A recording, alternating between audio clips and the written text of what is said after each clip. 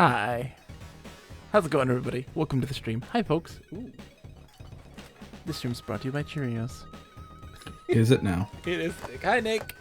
Hi, John. Hi, folks. Oh, hold on. Let's bam. Let's put your face front and center, Nick, because you're worth it. Everyone needs to see this bum. I need to change the proportion of me I'm hearing versus the proportion of you I'm hearing, because I'm hearing a lot of me. Oh my! Of course, Nick. That's how it is for you, isn't it? I really just do this to hear myself. I'm onto you. I know this. Couldn't have known. He's so confused. Did I miss a day? Am I in the Twilight Zone? Yeah, Nick is celebrating his birthday tomorrow, right, Nick? With your fiance? Yes. Yeah, that is the postponement of that has ended, and we are finally getting to celebrate my having come into this world 28 years ago, plus a week, with also a friend of mine who goes to Penn, and we've always celebrated since we met each other, we've celebrated our birthdays jointly because she was born on February 28th. Wait, you have another friend? I do. I cheat on you a lot. It's a bit of a problem. I hope you're cool with it.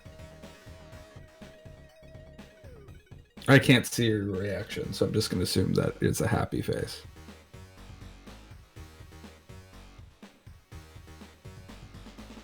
Hey, Sakura, how are you doing? Hello, Hi. Lip. Hi. I put it to the outro, Nick, on the stream. I don't know if you saw it. I said, "We'll see you next time." We're done. Oh, I didn't see it at all. Cow, how are you today? Welcome. It's good to see you. How have you been? What have you been up to? Folks, things are a little bit different today. We're going to be playing more of Cutthroats, Infocom's text adventure game, which I have so far enjoyed a lot. I don't know about you, Nick. That's cute. I have enjoyed it. It is not my favorite. It is not by no means bad. It's not enraged me. Yeah. It's sort of like, so far my experience of it, and this might just be a byproduct of what we have done so far. It suffers a lot from what like open world games suffer from, where you have. Sweet Prince, shush. 1 second. I'll let you finish this thought. P.S. Garrick is coming to raid. Ben, how are you today? It's good to see you. Oh, hello, Raiders. He was playing some baseball. We all love some baseball. You know we do. Super Mega Baseball 3. Look, it's near and dear to my heart. Virtual baseball. There's something weird about virtual sports games. I like them. Like, I'm a weirdo. Like, I love video game sports. Especially Bases Loaded 2. Exactly. Not ones that are... Not ones that are like take themselves so seriously. I like me some arcadey sports games. You know, robots fighting each other, weird disproportionate people playing baseball. Anytime I can make my own team, it's an instantaneous. The Poopin' Wieners. I mean, obviously going to be the best team ever. How's it going, Fournier? It's so good to see you, folks. We just started. You came just in the perfect time. Yeah. You've missed the half hour to 45 minutes that we traditionally. Just jibber jabber. Incessantly. Actually, no, they haven't missed it. It hasn't happened yet. Hasn't happened. You're now It's about to happen. You're in the thick of the jab. The jib jab. Yes. You know. Welcome to the lack of gameplay. Is jib jab still a thing? Yes, sure. Do you know what jib jab is? No idea. What? Jib jab is a delightful website that you used to go to where it would superimpose your face onto bodies that would dance around and do stupid things. Sakura doesn't think they're there. I think they're there still. Jib Jab's got to be around still. I mean, it's got to be like, it's probably, you can get onto it through the Wayback Machine, I have to envision. Jib Jab folks made Storybots, I think. That became their new thing. Well, Storybots is fantastic. So I welcome our Jib Jab overlords. Storybots is fantastic for kids. It's a great kids show. Zach Mack says, according to Wikipedia, Jib Jab was acquired by the private equity firm Catapult Capital. Oh boy. I don't. That's a scary sentence if ever I heard one. I mean, haven't we all been acquired by a private equity firm at some point in time in our life? I know I have. With a medieval engine of war in its title. Yeah, exactly. Catapult Capital. Catapult Capital. How do you even say? Can you say that 5 times fast?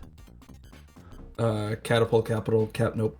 Mm-hmm. Nope. Catapult Capital. I'm really Catapult sad Capital. Oh my god. that there was a ad just before it was during the Super Bowl for one of these newfangled crypto. Oh god, the stupid crypto ad. Yeah. But it ruined one of my favorite Frank Sinatra songs, which was "Fly Me to the Moon." Oh really? Yeah, because they were linking it to like what is it, the thing that they say, shooting to the moon or whatever. I don't. BS line that they have. Fucking crypto. Apologies to anyone Crypto. who might like We crypto. shit on your dreams. Crypto. Did you like feudalism? Crypto. Fuck you. I'm sorry. I am. Oh no! Look. Here's the thing. I was recently, while I was getting my kids to bed, I was watching PS Garrick stream, and he was riled up about his second screen and the clock being in the place that it doesn't normally be on their desktop, and having toothaches. And I got all riled up and jibbly jibbled. Crypto, this isn't your dad's MLM. Dad's MLM. Perfect, Zach Maddock. Perfect. What's my beverage of choice? Yeah, what are you drinking, Nike? I'm triple fisting. Triple fisting right now. I'm triple fisting. It's quite the pornography.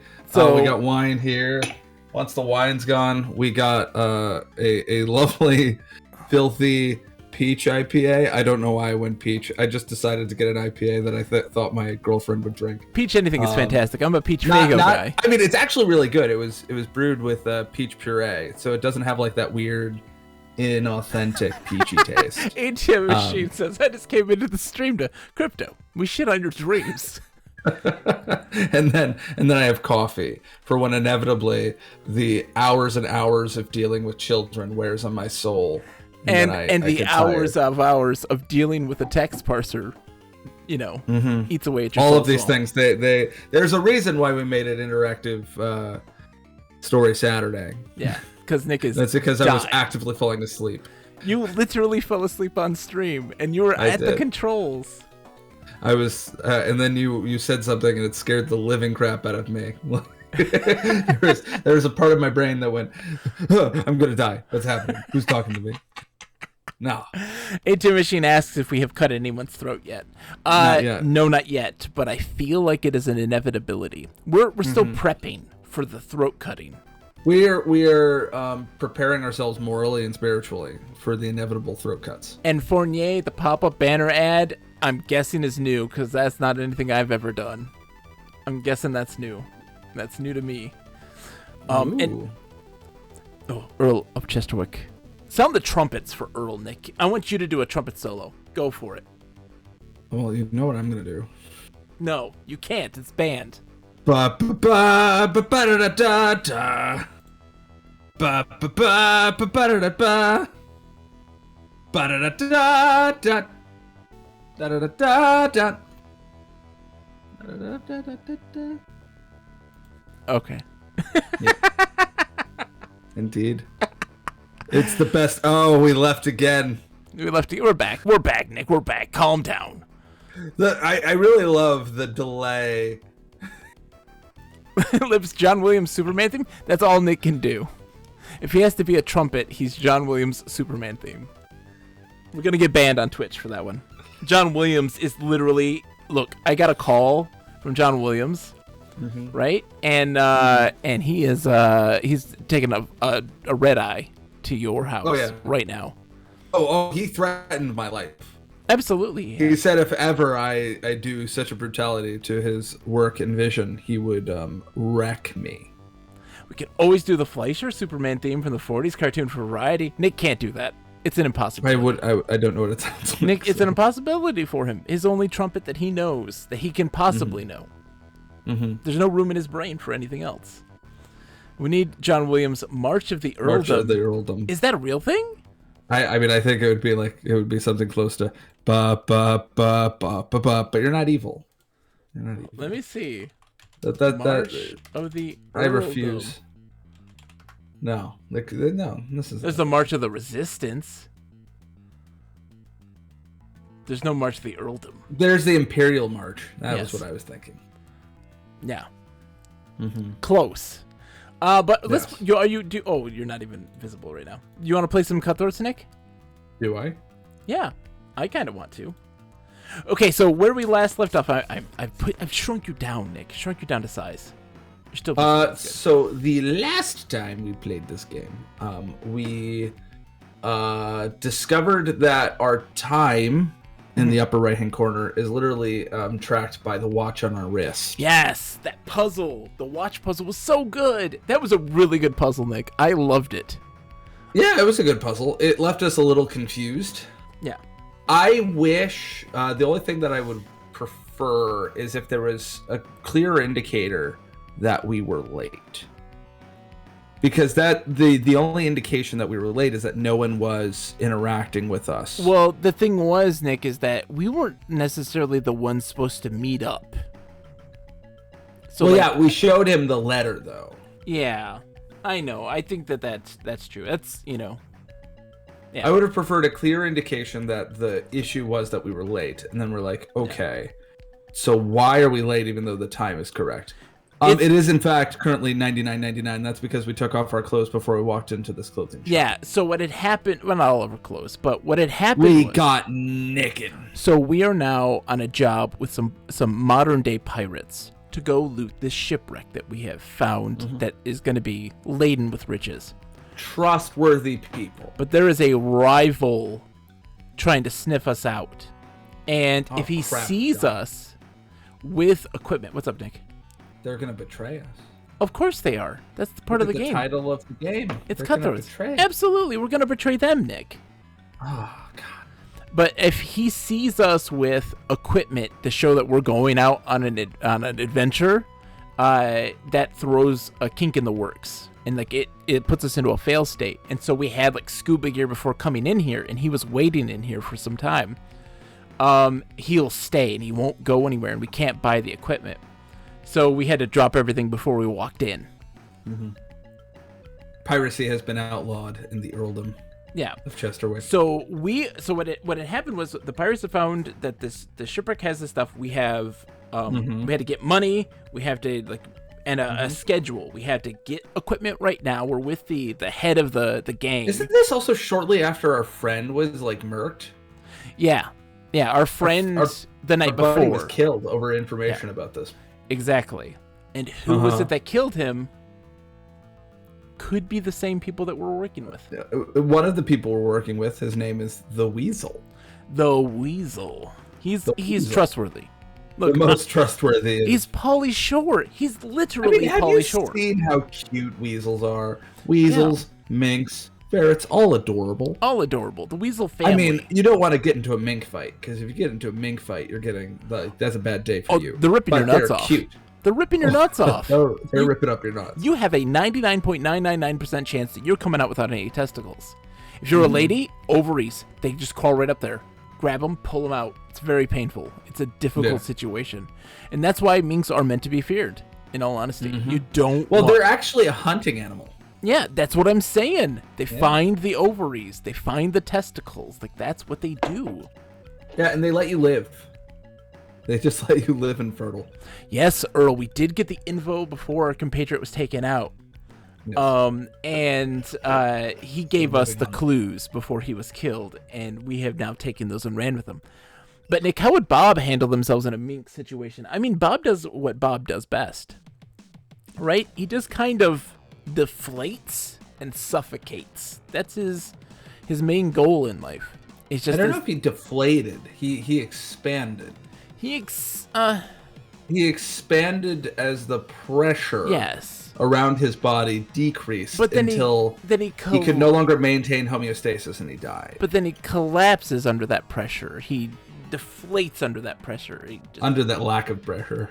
Yes, exactly. That's what I mean. Under that lack of pressure. It's an expansion and deflation. That's really his thing. That's what I think, at least. I don't know. I'm not a doctor. I'm not a blobfish doctor. Yeah, I'm not a blobfish I do doctor. appreciate that the name... Now, please. The common name of the blobfish comes from what it looks like after it's been dead. I'm not a blobfish doctor. There's no such thing as a blobfish doctor. Now, blobfish milker. I've been prone to dabble in the milking of a blobfish, but... Oh, Bob. I'm not an expert. I'm so sorry, buddy. Like or a Bob black Mazel? hole. A Bob hole? I'm going to get in that Bob hole. All right, Nick, we're not even. Oh my God, we haven't even played this game yet. So we're buying supplies. Can we restore though, please? Where to? Just Georgia Beach, just the same one. Look at price list.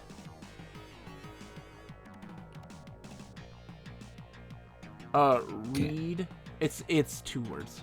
Read price list. It's 2 words. Yes, you're right. Read price list. Oh, that's right. It's in the packaging. Oh shit. Hold on. Let me pull that up. Supplies. I would like all, please. Yeah, hold on.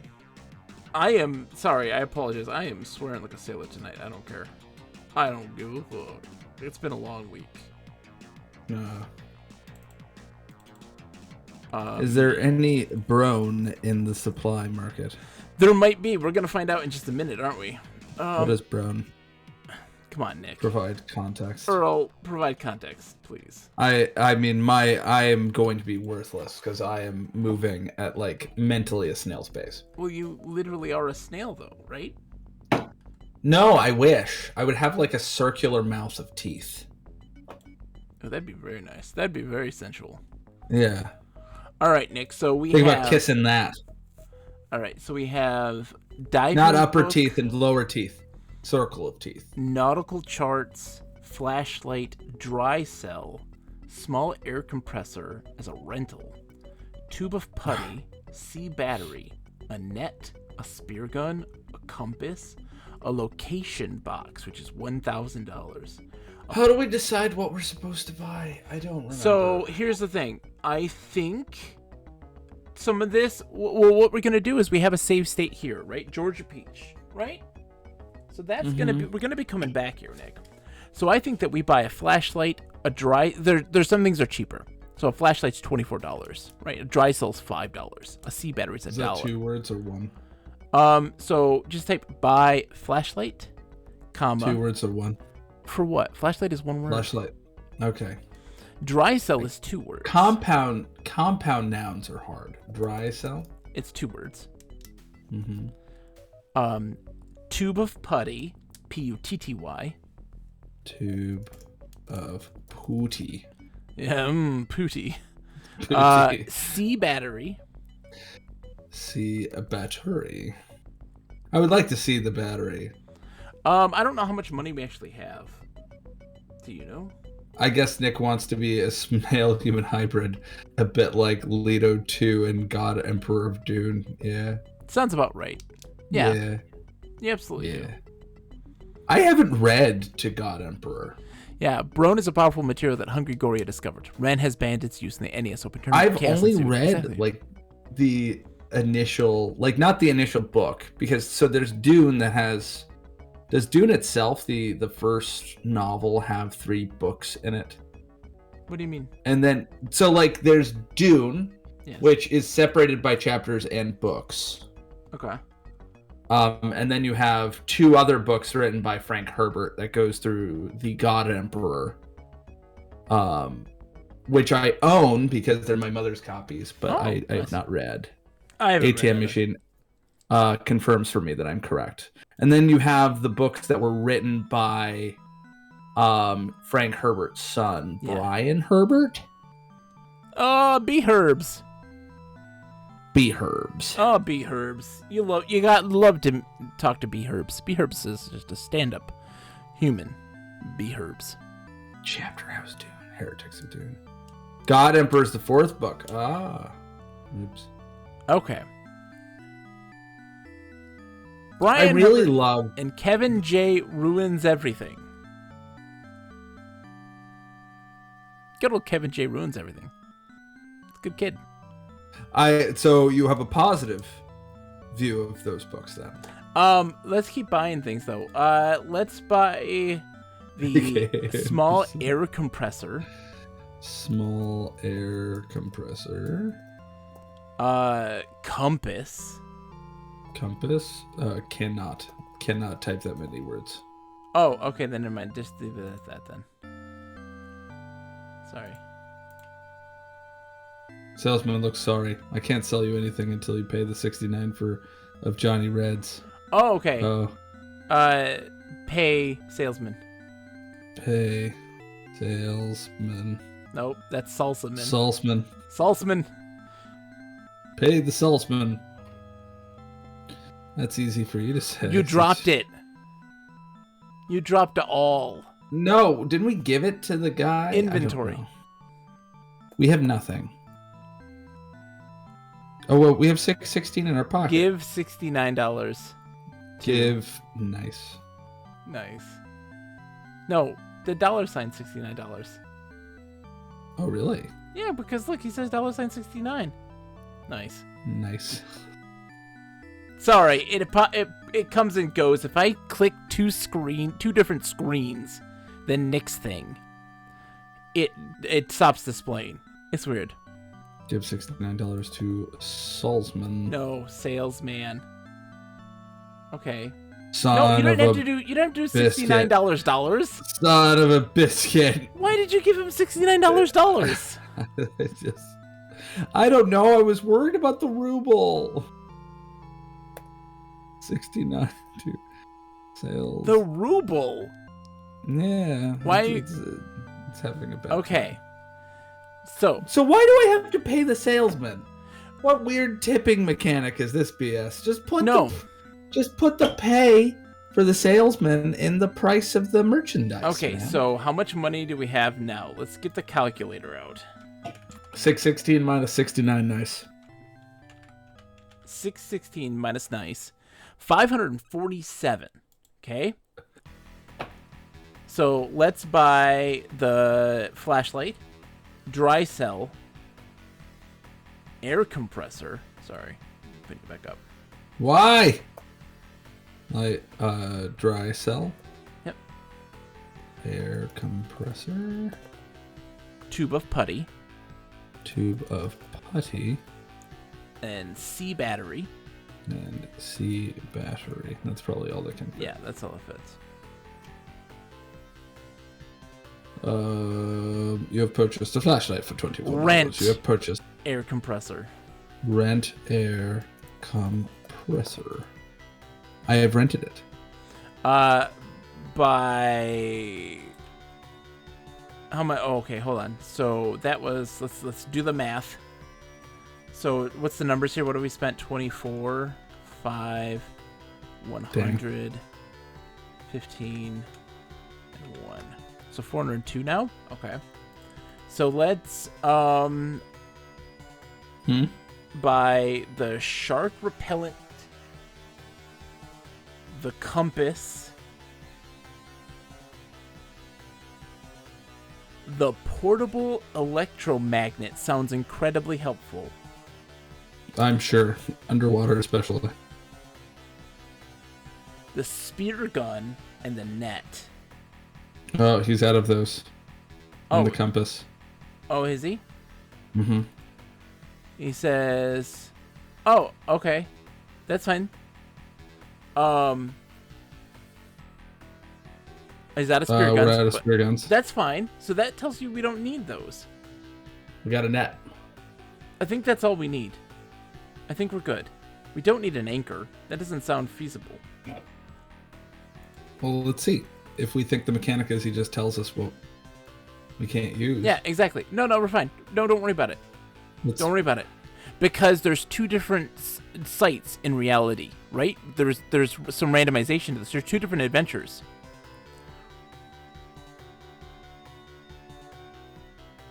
Okay, we'll go north. We're done. Get all. Bam. It's 11:28. We have to get to the shanty at 11:45, Nick. All right, let's go. Hold on. Let's save. Hold on. Take me out to the shanty. Okay.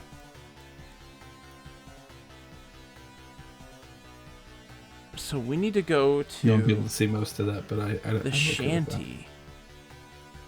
Oh, where's the shanty? Take me out of the void, please. I don't know if we found the shanty. We have. We found a lighthouse. We did find a shanty.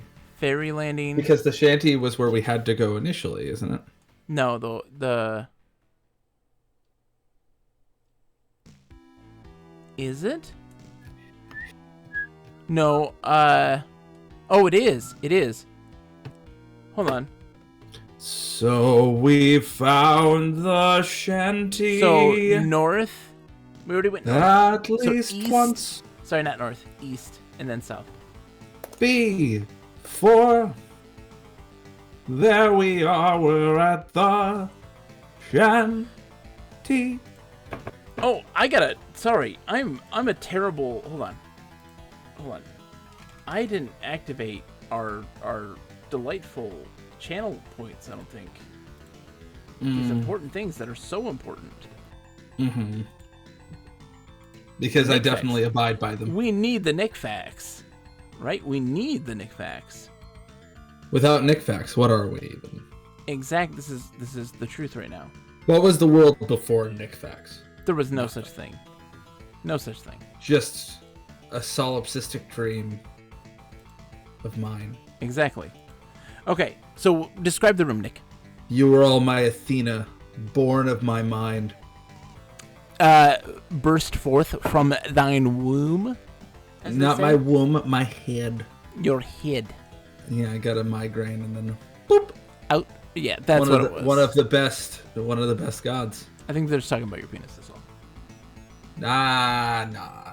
This is the shanty, a tavern which serves the locals. A wooden bar travels the length of the place, and behind it What are you trying to say? is a mirror so dirty it offers no reflection. Round tables occupy the floor. The smell of cooking food permeates the place. A bartender behind the bar polishes glass with a worn towel. Johnny Red is here, chatting with the bartender. A short, wiry guy known only as the Weasel is over in a corner, picking his teeth with a knife. Pete the Rat fiddles with his eye patch. That's not healthy. Shifting his weight from foot to foot. A parrot with an eye patch hobbles up and down the bar. It's really bad for the enamel. Can you type chillin' without a G with the Weasel?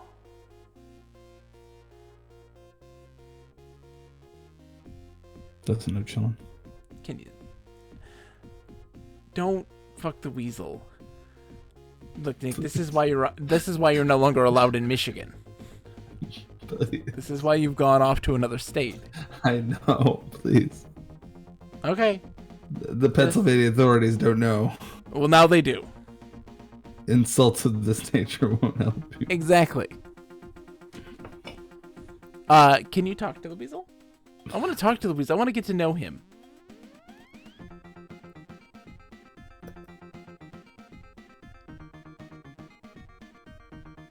It doesn't Kiss the Weasel. That makes sense. Hold, wait a second. Hold, pause.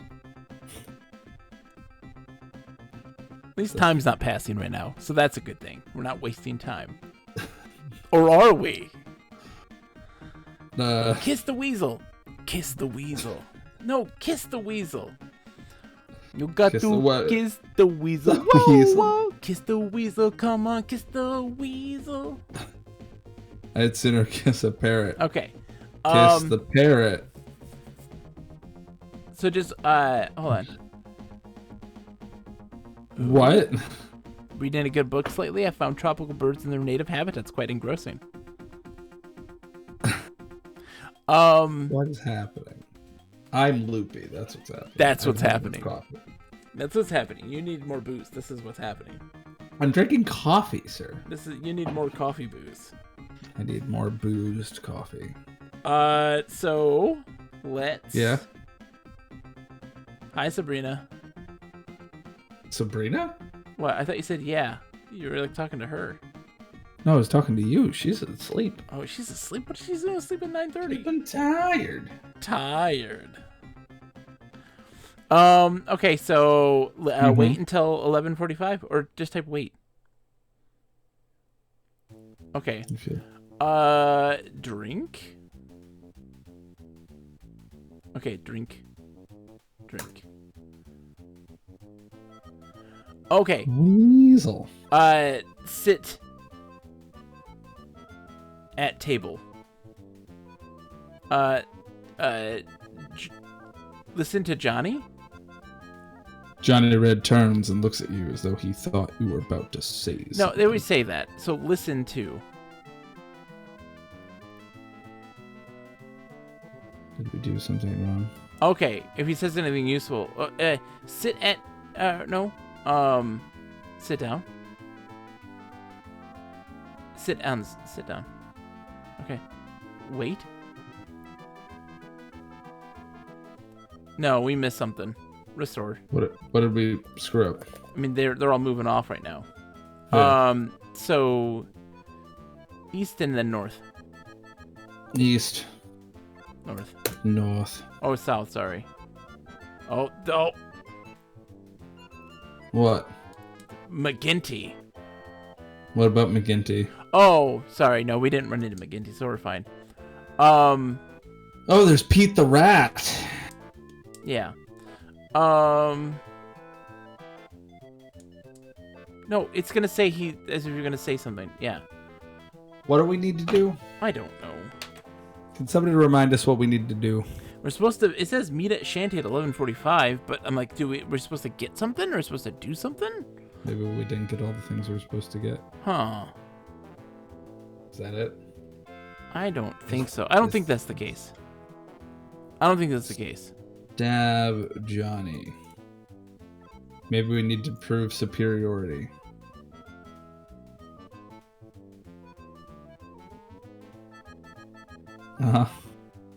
What do we have? No, why are we stabbing Johnny? What do we got? We didn't. Did we get we the? Stab him with the wristwatch. We didn't get the things. We bought them and we didn't get them? What? Can we restore and then go south?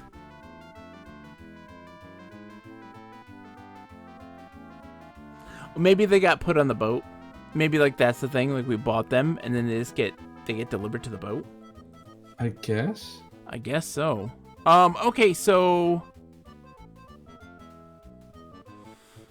did we already give him the $400? Is that? Yeah, we gave him all that stuff. We did that when we were at the lookout. Let me see.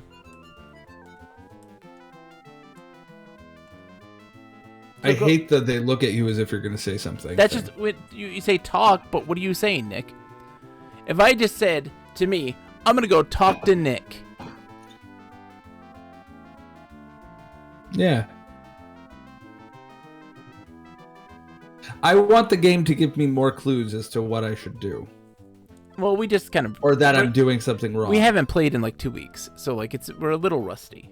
Mm-hmm. Has it been 2 weeks? Yes. Oh, that's right, because we played Bubsy and Civ. That's right. Mm-hmm. Bubsy and Civ. We played Bubsy and Civ. Okay, so then just I got my butt handed to me as Gandhi. Have you figured that out, by the way? Have you figured out Civ a little more? I need to show you, Nick. I know you get grumpy about that. I need you to visualize. I want you to be good at civilization.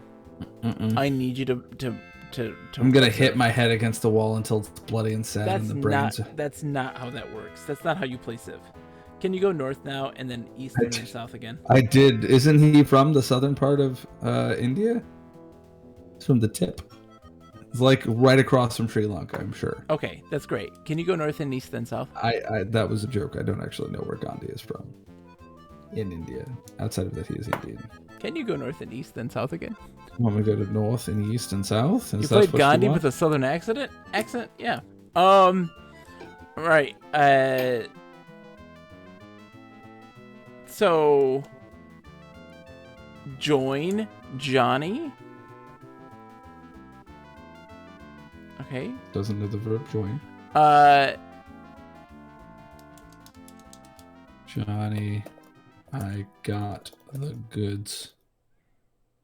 No. Johnny, I am ready. Johnny, I am ready. Nope. Okay. According to a book I read recently, he was from Gujarat on the west coast. Is Johnny trustworthy, Earl? Absolutely not. So California Gandhi? Cowabunga? Yes. Yes, Nick. Gujarat. You know, Gujarat, California. Gujarat, CA. Okay, so Just listen. Desperation. Listen to Johnny. Okay. Let's just save. Let's save.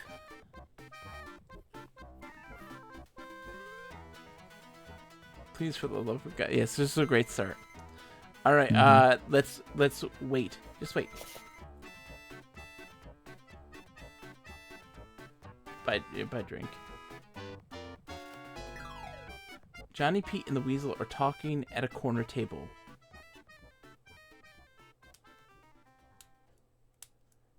Like,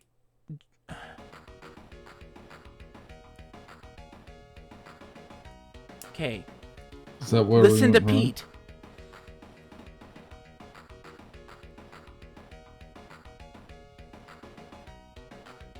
Okay.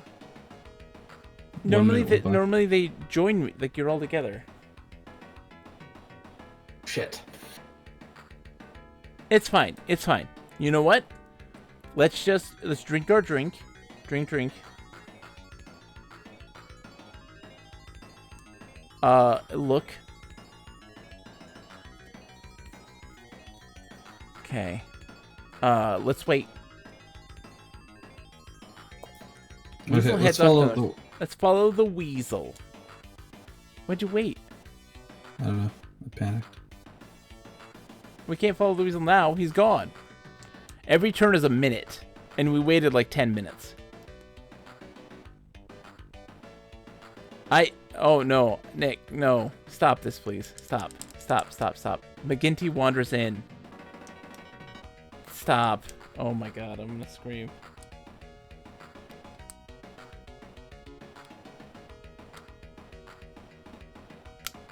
Drink. Why? Because you're thirsty. Okay. Why though? And now, just wait once. Now follow the Weasel north. Heads off to the southeast, so southeast. South. Whoa, slow down. Go west. The ferry approaches the landing. Go west. McGinty takes the Weasel to a corner of the landing, where they talk. The ferry arrives. Some passengers get off, and others get on. Okay. Get on ferry? No. Watch Weasel. Look at Weasel. Look at Weasel. The Weasel is a small, greasy man with shifty eyes. He loves his sharp little knife more than life itself. That's terrifying. It would sell out anybody for a price, even himself. Ew. Ew. I'll buy that for $1. God. I know that it's please foe. I know. It's okay. I know, but in my heart, ATM machine, it will be please for the love of God. Yeah. I remembered that Georgia Pa was Georgia Peach. Yes, exactly. Okay, so do you think we just head back? So, wait. So Weasel's on the ferry. No. The Weasel hands something to McGinty and he's on the ferry. Board the ferry. Let's board the ferry. Okay, why not? Board ferry. Hello, Jackie Hughes. Hey Jackie, how are you today? We don't have a ferry token. I don't think we need to. I think we need to go back with the gang. I think. I'm looking at my notes. I mean, all it says is like look out at 10:45, meet at Shanty at 11:45. Are you sure you didn't mean 11:45 the day before? And that we're supposed to actually be somewhere else? There's got to be more that we didn't learn. We didn't learn something. I don't think so. I think we're just literally forgetting where we're supposed to go. Yeah. Yeah. So I'm exhausted. I don't wanna. But sure. Restart. I'm doing fantastic, Jackie. Why? Okay, we're starting from scratch. Right.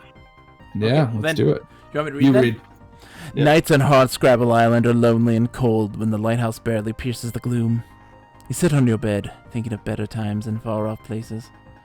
A knock on your door stirs you, and Hevlin, a shipmate you haven't seen for years, staggers in. I'm in trouble, he says. I had a few too many at the shanty. I was looking for Red, but he wasn't around, and I started talking about... Here. He says, handing you a slim volume that you recognize as a shipwreck book written years ago by the Historical Society. You smile. Every diver on the island has looked for these wrecks, without even an old boot to show for it. You open the door, hoping the drunken fool will leave. I know what you're thinking, Hevlin scowls, but look. He points to the familiar map, and you see new locations marked for 2 of the wrecks. Keep it for me, he says, just for tonight. It'll be safe here with you. Don't let... He stops and broods for a moment. I've got to go find Red. And with that, Hevlin leaves. You put the book in your dresser and think about following Hevlin. Then you hear a scuffle outside. You look through your window and see 2 men struggling. One falls to the ground in a heap. The other man bends down beside...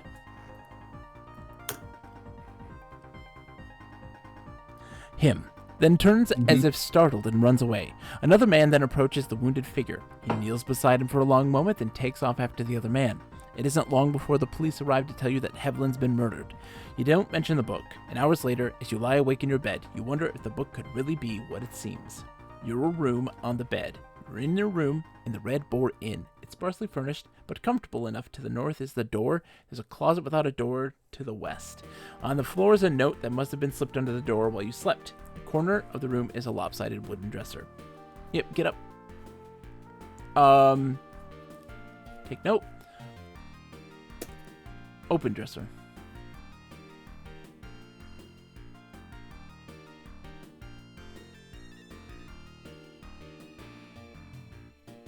Get passbook, book of shipwrecks.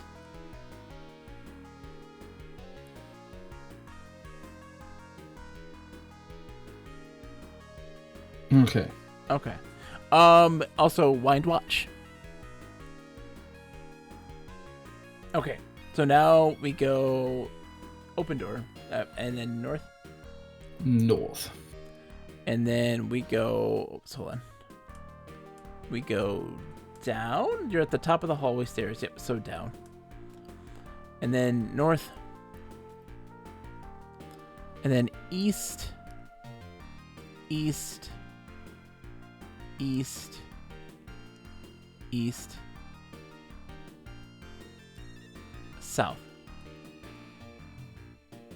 This is the shanty, a tavern which serves the locals. I don't know, I'm using this voice.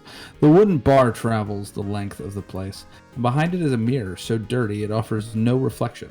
Round tables. I wonder if the mirror is dirty or if it's just an old silvered mirror. Maybe we're all vampires.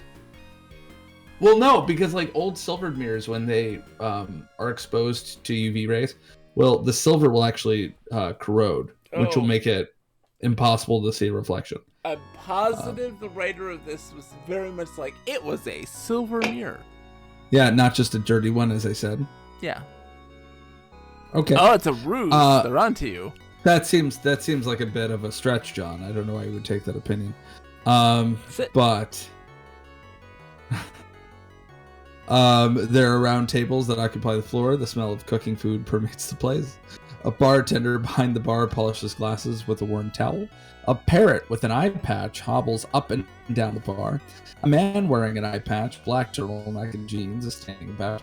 He is known as Pete the Rat. Johnny Red is here. Red hair. I swear, like Johnny Red is like a slur for like, not slur, but like, I don't know, a placeholder for a communist. Are you sure? Like every time, yes, I'm like Johnny 1,000% Red. sure. Johnny Red. Maybe I'm wrong. No, I was looking for No, it's Johnny Reb.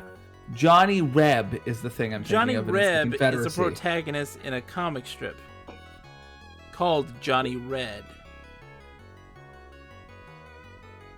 But then there's Johnny Reb, who is a synecdoche, a metonymy for the Confederacy. Yes. That's the thing I keep. Yeah, it's that's the thing that keeps happening in my brain. You think Confederacy and communists. No, I think traditionally an antagonist in American history, red Soviets. Oh, I see. Yeah. Okay, so sit down. Sit down. Johnny says, when the weasel shows, I'll tell you what I got. All right, buy food. Yeah, we had like a couple bucks on us. Drink. We don't need to buy both. Okay. No, just eat meal. Eat meal. Eat mean. Eat mean. Eat mean. Eat mean. Then we can Eat wait. Mean. Go vegan. Life precious. Life precious. Eat mean. Okay, now buy water. No. Water. Drink. Yes, we need booze. Let's buy booze. On the way down. Every adventure game, when you buy booze, it always ends out really well for us. It does. Yes. I am a pirate. You've played so many adventure games that you know when you have the option to buy water or alcohol, you buy alcohol every time. What could go wrong? What do you do with a drunken sailor? What do you do with a drunken sailor? What do you do with a drunken sailor? Early in the morning. Ah, dang, I didn't do it. I didn't nail it. That's your fault, not mine. I blame you. Wait. Way hey and up she rises. Way hey and for the weasel. Way hey, wait for the weasel. Early in the morning. Jackie says, too bad there's lag. I would love some harmony between you two. It would require John. I think John is probably better at figuring out what the harmony would be. I do not agree with that at all. I can't sing at all. I mean, yes, but you know what you're the more musically inclined. I can play a tuba, Nick. You can play a tuba, so you know what harmonies are. I don't. I can carry a tune. Let us wait. Oh, the weasel he approaches. No, wait still. Just wait. He's gonna hear. At Pete's request, the weasel joins you.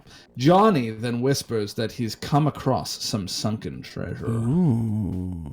Nice vibrato coming from Nick, indeed. Jackie, if you ever want, there is a channel point redemption. That is Nick Sings. Just might help saying. Me stay awake. It makes Nick sing. Also, if you want to have a fact from him, he's got a lot, like silver mirrors, which he gives away for free. I do give those away for free, and the singing for free. You know what? Why don't we make it a discount tonight? I think we might. Let's make that a discount. Oh, boom! Well, ATM machine's already got it. Never mind. ATM machine's already got it. You ready, Nick? Hold on. Let me pull you up so it's not. Yeah. There. Oh God. Go. I'm gonna do this a cappella, which is gonna make it awkward. What do you need me to do? What kind of beat you want me to throw down? I just need the lyrics. No, not the Michael Bolton version of the song. No. Wicka wicka wicka wicka wicka wicka wicka wicka. Yeah, you're nailing it, man.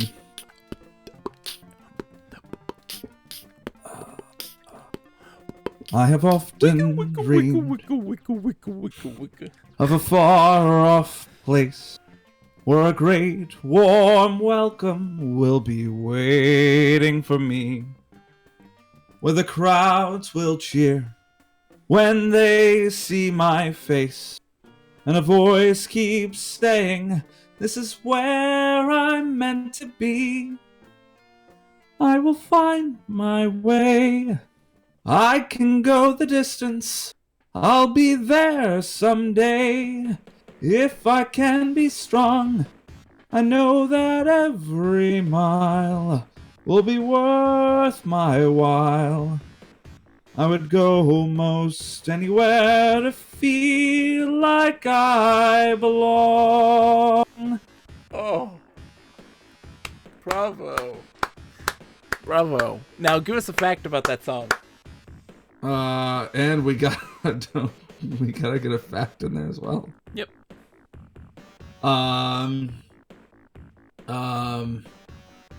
So Stephen J. Gould, who I've talked about on the stream before, because he's like my bro, even though he's very dead. I think he died in like 2000. Your brother died? I'm sorry. I mean, if any of my brothers died, I would not know.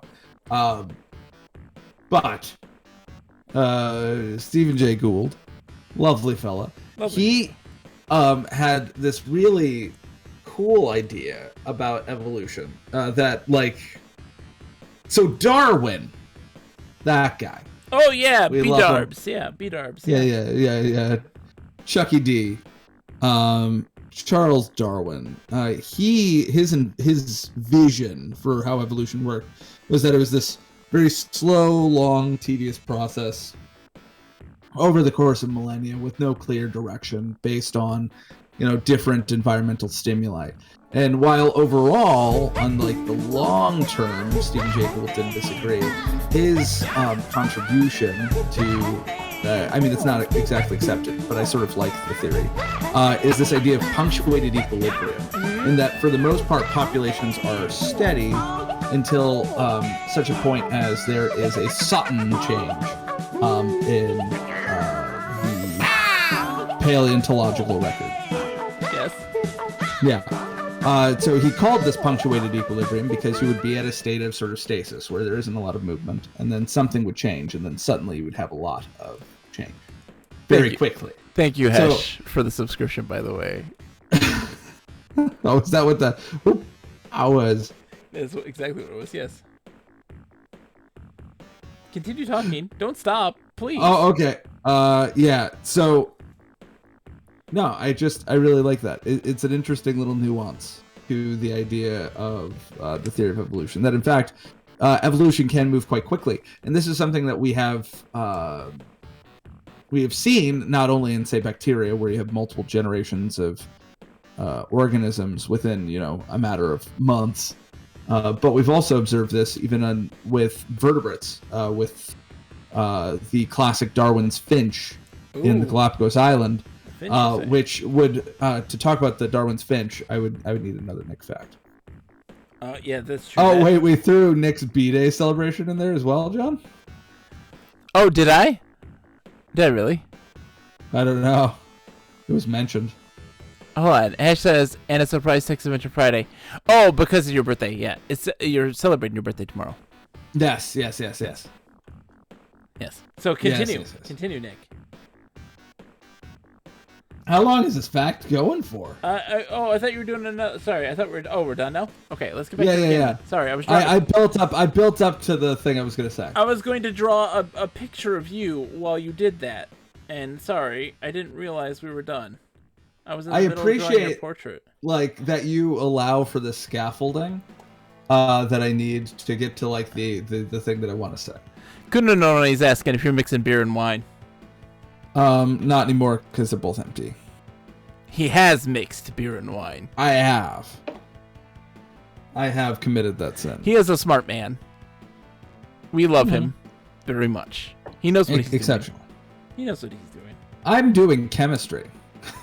Party indeed. Nothing is more of a party than something produced by Infocom in 19 something or other. Yes. Okay, sorry. I do appreciate that you can like say 19 something or other and it makes everything sound very old, even though in reality. Oh, it's Delilah's birthday today. Happy birthday, Delilah. Oh, hello, Delilah. Happy birthday. Yes, Delilah is a person, Nick. Hey there, Delilah. She's sweet 16. What? Oh my goodness. Did she well, I was going to say, did you guys celebrate her quinceañera? You guys should have. I hope you did last year. Did you put her in a nice, beautiful dress? We did. Yes. Oh, I'm so proud of you guys. Thank you. You're good cat parents. You're good cat mom. You're good cat dad. Oh, shucks. I'm gonna make Nick believe he was a person. She had a cat cake. She didn't think much of it. What's it like in New York City? Why are you singing right now? Did anyone? I'm 1,000 miles away. Did anyone want you to sing right now? I don't think so. If I see Nick sings, then somebody wants you to sing. I mean, Nick, you're giving the milk for free again. I keep getting called a slut. You are, Nick. You are a fact slut, and you're a song slut. That's what you are. That's what you are. We are not here at Bogus Meat Factory Incorporated with the separate... Thank you for using the incorporation. Please, thank you. Thank you. Yeah. Bogus Meat Factory Incorporated with the stream and the Literate Pixel podcast as your properties. We do not condone slut shaming. No, we don't at all. We are very much. No. It's also unless it's me and it's my fact sluts. No, today is like International Sex Worker Day. We are very much pro sex. Oh, is it actually? Yeah, it actually is. I think so. It's either today or yesterday. That would make sense because John Oliver recently did do a video on sex work. I'm still drawing your picture, Nick. Sorry. Oh, good. You should be listening. You're aware that one day that this is going to be something that we put up on the internet for all to view forever. Yeah. Good. Do you want to see my picture I drew of you, Nick? Sure. Hold on. I gotta fix your hair a little bit here. I gotta fix your hair. Sure. Oh yeah, you got much more. I'm mostly. Are you just drawing like lines of hair? Is that it? I'm fixing your hairlines. Yes. It's super funny because like my kids, and by my kids I mean my students. We always want Nick to sing. Of course, Kudo. Of course. Yes, Nick. Continue. Yeah. They were like, "Do you ever get haircuts?" And I'm like, "When I started teaching, I had shorter hair." This is Nick. This is what I drew of Nick. I also had a student who pointed out that I had more grays. And I'm like, A, you've been keeping track. B, rude. There's my Nick. Then I also drew some other guy somewhere on his paper. Where is he? There he is. He's right next to Nick. There's another guy. He's just chilling. He's kind of a zombie looking dude. That's Nick. Is that a good zombie? Nick? Is that pretty good of you, Nick? Can you see that? I think, it's better than I could do, in all honesty. Nick's beard is more fuller. You're right. You're right. A little more, also, I love how the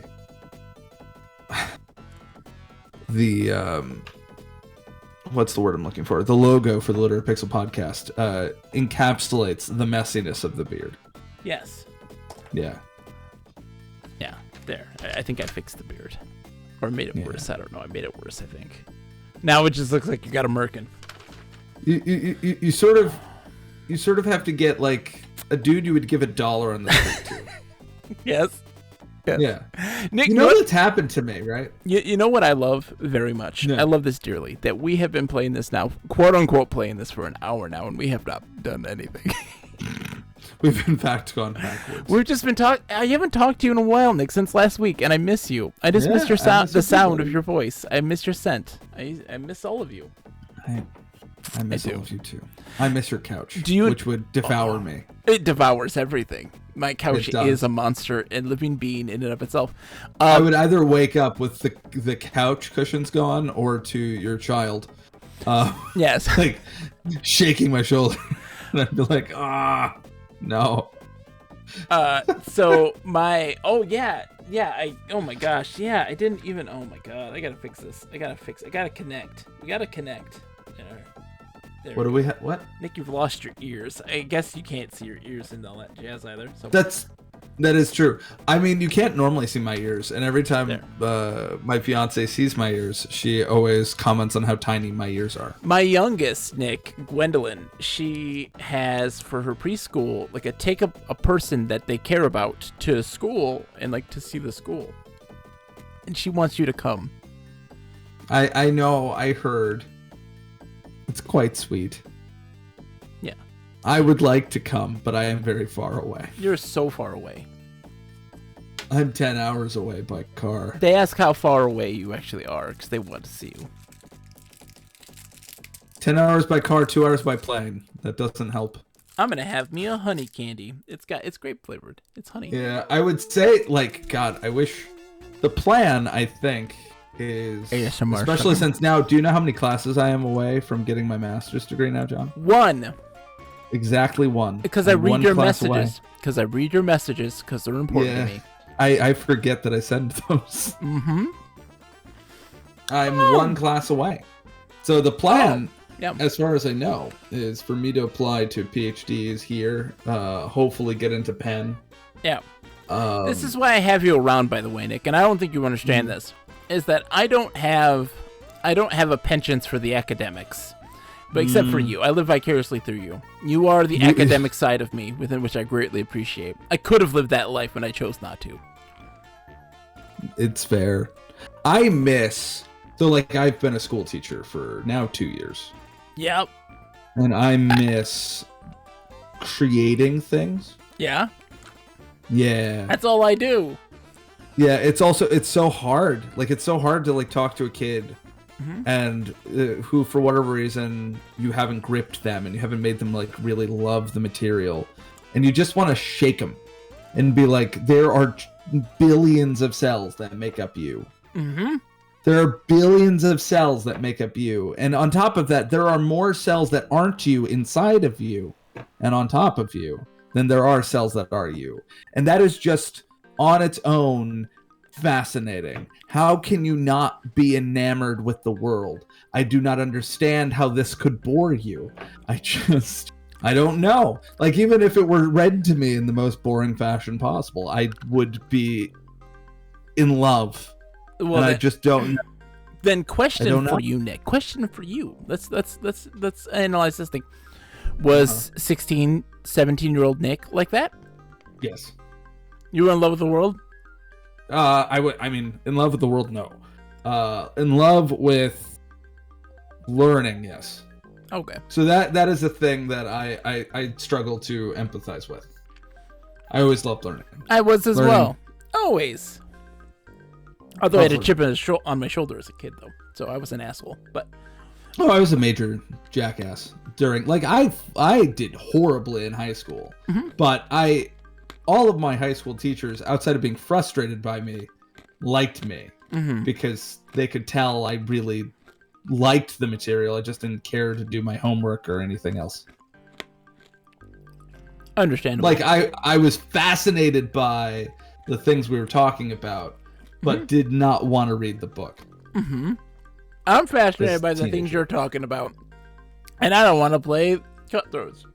Okay, let's play Cutthroats. Oh, okay. Fine. Oh, did you say you don't want to play Cutthroats? Yeah. Yeah. I just enjoy talking to you. I enjoy talking to you. We also we didn't get as much of our pre-stream talk. We didn't. I was in such a rush. I'm so busy right now, Nick. It's not even funny. What's happening right now, John? Oh my God. Is that a thing you can share? No, tomorrow my daughter has a Taekwondo thing she's got to do. We gotta go grocery shopping. Which Tiny Tyke's Taekwondo is the cutest thing and then on the planet. And then we have to go to a quote-unquote birthday party I don't want to do, but we have to do. It's a small one. It's a small one. I mean, Earl of Chesterwick, I understand that now. I have a question. If you named your child Peregrine, what nickname would you give them? Is this a girl or a boy? Boy. Peregrine. Perry.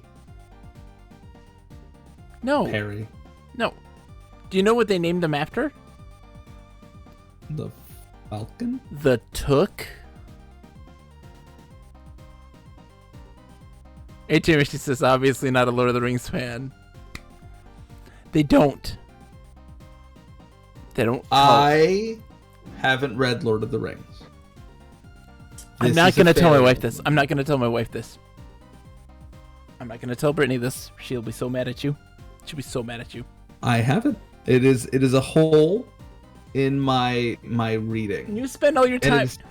We're reading right now a crappy King's Quest book. It's actually not that crappy. It's okay. But I'm planning on reading it eventually. Okay. So But like he's taking like second fiddle to like, I don't know. I have a 1300 book by Stephen Jay Gould, 1300 page book by Stephen Jay Gould. I have to read. I want to read Anne McCaffrey. We're reading the Castle in the Sky, I think is what it is, or Castle in the Clouds. Yeah. Yeah, the first one. The first one, yes. With Castle Prince Alexander. In the Sky. Prince Alexander pulls out his magic map. It starts off real good. The floating castle. Thank you. It starts off real good. I don't know how it does after that because I haven't read much because I've been just desperately trying to drag 146 teenage corpses across the science project finish line. Yes. Earl of Chesterwick suggests Sharon Lee and Steve Miller. Mm-hmm. I don't know who that is. I play video games. That's all I do. And you read Lord of the Rings. But Perry. I would go with Perry. No. Pippin.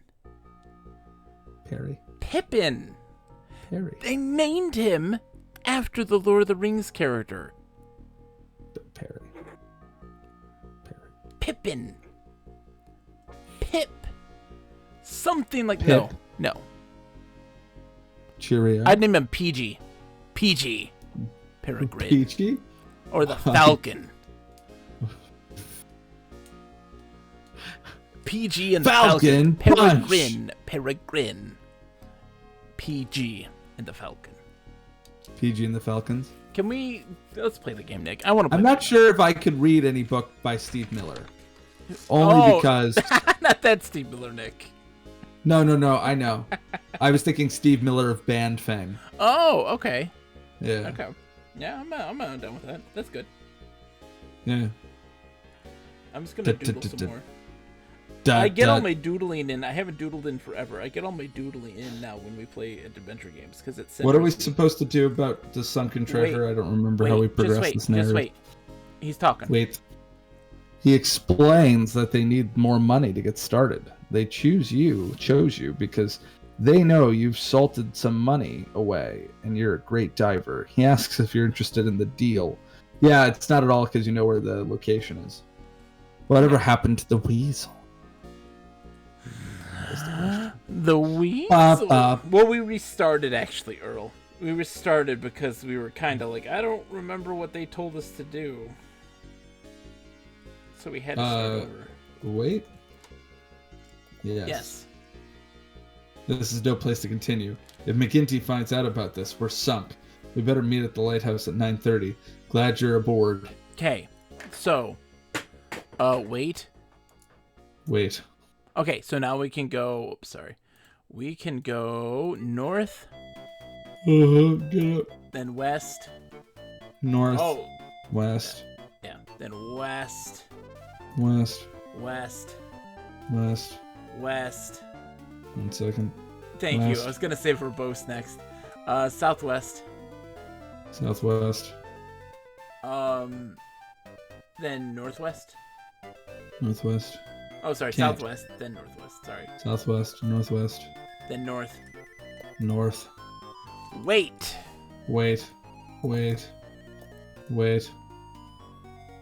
Save. Johnny be good. Okay, great name. Makes perfect sense. Can't tell if you're being sarcastic in this No, case. I'm not being in the slightest. I am very sincere. I'm gonna. Yeah. Wait. Go for it. Wait for everybody to get there, Nick. You're doing Wait. Ooh. We're not sure which wreck to salvage, Johnny says. Since you're joining up, we're hoping you'll identify where the gold coin came from, and then do the dive for us. I'll captain, Pete will cook, and the weasel will crew. Johnny winks at you. We'll need you to supply the minutes of longitude and latitude of the wreck. Get $500 and meet me at Point Lookout at 10:45. Then we'll provision the boat. He turns to the others. We'll meet in the shanty at 11:45 to discuss final arrangements. We're all in this now, boys, Johnny says in the group.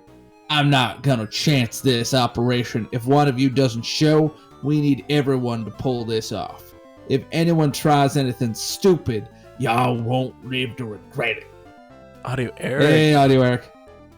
It's Interactive Fiction Saturday. It is indeed. No, it's not. It's Interactive Fiction. Every time. Every time you get the name wrong, everybody. Saturday. Interactive Story Saturday. Interactive Fiction Friday. It's Friday. It's Friday. Friday. Gotta get down on Friday. Everybody's looking forward to the weekend. Partying. Yeah. Partying. Yeah. Fun. Looking forward to the weekend. You can't. We need clips of this. Do you not know the words to that song? No. What? Okay. Well then, I mean, I can look it up. Would you like me to look it up? No. Oh, it's a Nick Sings. Oh, yes. What happened? It could be a great Nick Sings. That's the next Nick Sings. No, it's not. Can I do the rap portion? I'll do the rap portion, and you can be Rebecca Black, and I'll be the producer who has to rap in the car. I don't know the initial. I don't know how the verses go. How do you not know the verses to Friday? 7. Wake up in the morning. How does it go? Gotta be fresh. Gotta go downstairs. Yeah. Wake up in the morning. Gotta go downstairs. Yeah. Gotta have my bowl of cereal. Gotta have my bowl. Gotta have my cereal. Now you know it. Oh. Yeah. I don't remember how this goes at all. Wow. I don't at all. Really? I don't remember. 7 a.m. waking up in the morning, gotta be fresh, gotta go downstairs, gotta have a bowl, gotta have cereal. Is this the best thing to come Seeing into everything, the time is going, ticking on and on. Everybody's rushing, gotta get down to the bus stop, gotta catch my bus. I see my friends kicking in the front seat, sitting in the back seat. Gotta make my mind up. Which seat can I take? Yeah, I just remember it's the chorus. Friday. Gotta get down on Friday. Everybody's looking forward to the weekend. Friday. Gotta get down on Friday. Everybody's looking forward to the weekend. Partying. Yeah. Partying. Yeah. Fun. Looking forward to the weekend. 7:45. We're not cruising so fast. What time? Oh, wait. I don't remember the rest of this. 7:45. We're driving on the highway. Cruising so fast. I want time to fly. Fun. Think about fun. You know what it is. I got this. You got this. My friend is by my right. Hey, I got this. You got this. Now you. Oh, hey, there was Canadianism. Hey. My friend is by my right. Hey. Cerebral Arcade says, how long has this been going on? You don't want to know, Cerebral Arcade. You don't want to know. The stream is off the rails today. There's nothing. No rails. They're all gone. There's a reason why we moved it to Saturday. This is why it's normally on a Saturday and not on a Friday. It's normally on a Saturday because I realize that my brain cannot focus. Yes, this is after I've spent so much attention to children doing projects where they had box cutters. Like, oh god, that is a piece of information that like is just in your brain constantly. It's like, Nick. Who's got the box cutter right now? Look, Cerebral Arcade, I drew Nick. How good is that? Is that a good Nick? Is that a good Nick? I think that's a good Nick. I think I look too well kept. Yeah. I didn't get you some. You need some ringlets. You need like some ringlets and stuff. I didn't give you. Yeah, my hair is at like that weirdly like curly stage. Yeah, it's why if I stream on Friday, it's always a super random, just chatting stream. This is what it's devolving into. And we're supposed to be playing Cutthroats right now, but I don't think that's going to happen. We do like 5 minutes of Cutthroats and 20 minutes of BS. It's Are you sure this is a good game? I'm not convinced. I'm enjoying Cutthroats. I'm actually enjoying Cutthroats. We were more engrossed in Sorcerer. No, we were angry at Sorcerer. That's why, that was engrossing. The rage. Yeah. The rage was engrossing. Nick's beard is especially full and robust, like an exceptionally powerful cup of single original dark roast coffee. Indeed. hold on. Do I have that as an option anymore? I want to know if. Hold on. Mm-hmm. If I still have. Did I get rid of it? Oh man, I shouldn't have. I got rid of the Nick Haiku. This game was also made by Mike Berlin? No, this is. I know Mike Berlin. This is not a Mike Berlin. I don't think. Because Mike Berlin made Suspended. Yeah, this is Jerry Wolper and Michael Berlin also is in this. Excuse me, it's a duel. Yeah, Jerry Wolper and Mike Berlin. Yeah. Ooh, yeah, and we know. So Mike Berlin has made some of our favorite games. He's made Suspended, which we rated highly. He's also made Infidel, which we will eventually rate highly. And he's made Bubsy. Oh God, it's so wild that Michael Berlin and Mark Blank, the man who created Infocom, co-creator of Infocom and the Zork franchise, they both designed in the serious one. They designed Bubsy 3D. The two lead designers, Michael Berlin and Mark Blank of Infocom fame. That's what they did, was Infocom games and Bubsy 3D. Yeah, it's sort of like if Charlie Chaplin decided to not only make a talkie, but also, I don't know, full color modern action film.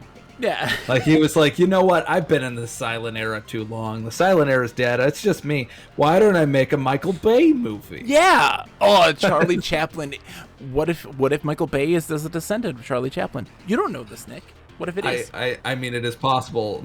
Charlie Chaplin, despite my loving him, do you want to know? Was a horrible horn dog and also a bit of a pederast. Do you want to know? Just a polite way of saying pedophile. Do you want to know a fun Michael Bay fact? I got a Michael Bay fact. Okay. They were filming Transformers 3 in Detroit. They filmed the Transformers movies in the Detroit area. Yeah. And I had a friend, a customer at Blockbuster, and he came in one day and he was like, "You are not gonna believe what I saw." And it's like, "What's up?" It's like, "They're filming Transformers in downtown Detroit. I'm a security guard. And I was being nice early in the morning. It's 4 a.m. and they're all getting everything ready and stuff. And I go and I bring people like donuts and coffee, and I'm being really nice and friendly. And I go up to Michael Bay's truck, and I walk up to it, and then I watch him. He's reading a script, so I'm like, "Oh, I'll see if he wants something." And as I approach the truck, he sets down the script. He just throws down a line of Coke, snorts it off the script, and starts the day. And he's like, "I just turned around and walked away." He's like, "I'm not even gonna." Yeah. I've heard similar stories about Harrison Ford, but with weed. Well, Harrison Ford is a legitimate giant weed aficionado. He's big into weed. That's not That's not I heard he is. No. But like, apparently one of his drivers like semi got hotboxed. Yeah. By Harrison Ford on the way to a shoot. Look, Harrison Ford don't give a fuck. That's just Harrison Ford. I think that might be why he doesn't give a fuck. I think he has lost. Yeah, it was with the frying pan. Like he's lost the ability to care. Yeah. I mean, too many brain cells have died. Yeah. He was out of rollers. Cerebral Arcade's throwing down the Dulcim dance. Woo! Oh my gosh. Yeah. We need to have a Blockbuster video emote. Absolutely. It's a must. My life at Blockbuster. Look, Cerebral Arcade. Shout out to Cerebral Arcade, by the way. A fantastic streamer, a academic in the world of video games and design and narrative. One of the most smartest people I know about games out there. Fantastic person, fantastic streamer. Love him to death. I don't get the pangs of nostalgia, Nick. Do you ever get that feeling where you like look back at nostalgia and feel like melancholy? I have recently, but only for so I mean, like the primary driving force to sort of fixing the academic life that was left in tatters by COVID and other life circumstances has been a nostalgia for a love, a miss for that thing. I don't. Yeah, I don't. But otherwise, I don't feel that. I don't. Yeah. I don't feel melancholy for anything. Like I don't, because because like for me, typically the things that I love, adore, that I think fondly of, I still have, or things that I can at least access. And so she was talking about Blockbuster and her life as a Blockbuster employee. We seem to be working at Blockbuster at the same time. And I felt legitimate melancholy. It was a beautiful feeling. It was a beautiful feeling. I loved it so much. And I just pined for the days of old of life at Blockbuster. Because it was... Nick, you think that our life working in the mailroom at a community college was wild. No. Nothing compared to the world of Blockbuster. And I mean, there were definitely some weird characters there. A guy who ended up getting arrested. No. I mean... Actually, both guys ended up getting arrested. Let me tell you about Frank. You want to know about Frank, Nick? I meet this man. I'm working at a news store at the time, the Main Street store. And there's a guy. It's a weekend. I'm working the entertainment specialist. I'm on the floor at the time. Can I help you find anything? What can I help you guys find? What are you looking for? Oh, let me give you recommendations. Blah blah blah. Schmoozing with people. The guy's like, no, I got all my movies here. You know, it's my first time getting movies since I got out of prison. And I was like, oh, that's great, man. Well, congratulations. And he's like, you want to know why I got out of prison? And I'm like, why? He's like, molesting 4-year-olds.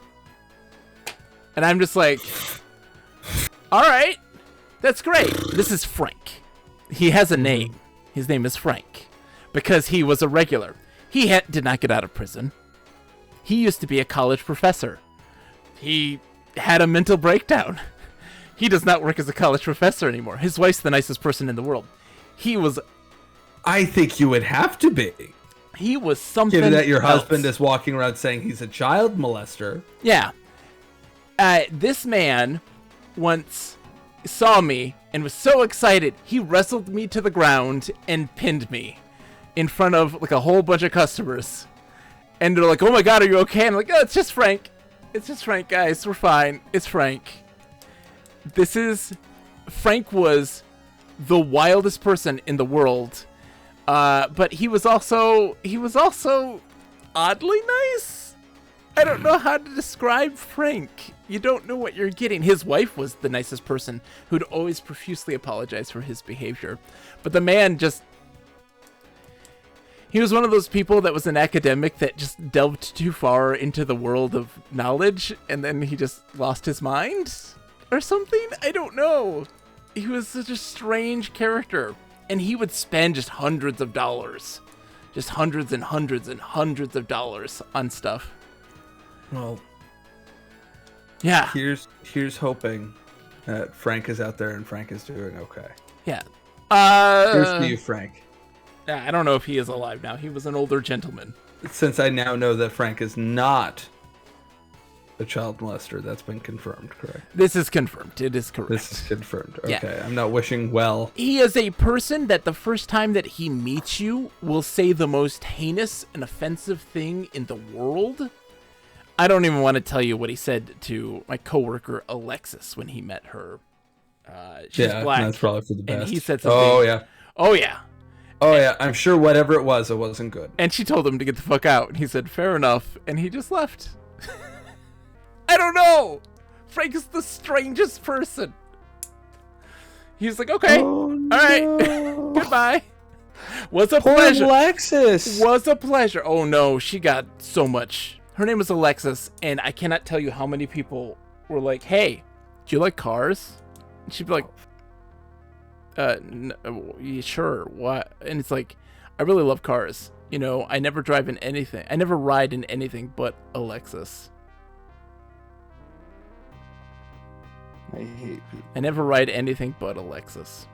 I hate people. I hate people. I hate them so much. It was the worst. And I was like, okay, man, you need to, like, move along. Get the fudge out of here. Get out of here. It was insane. Yes, cringe indeed. Cringe indeed. It's a perfect emote for these Blockbuster stories right now. What? I mean, like, I don't think... So, like, I worked retail. But not for terribly long.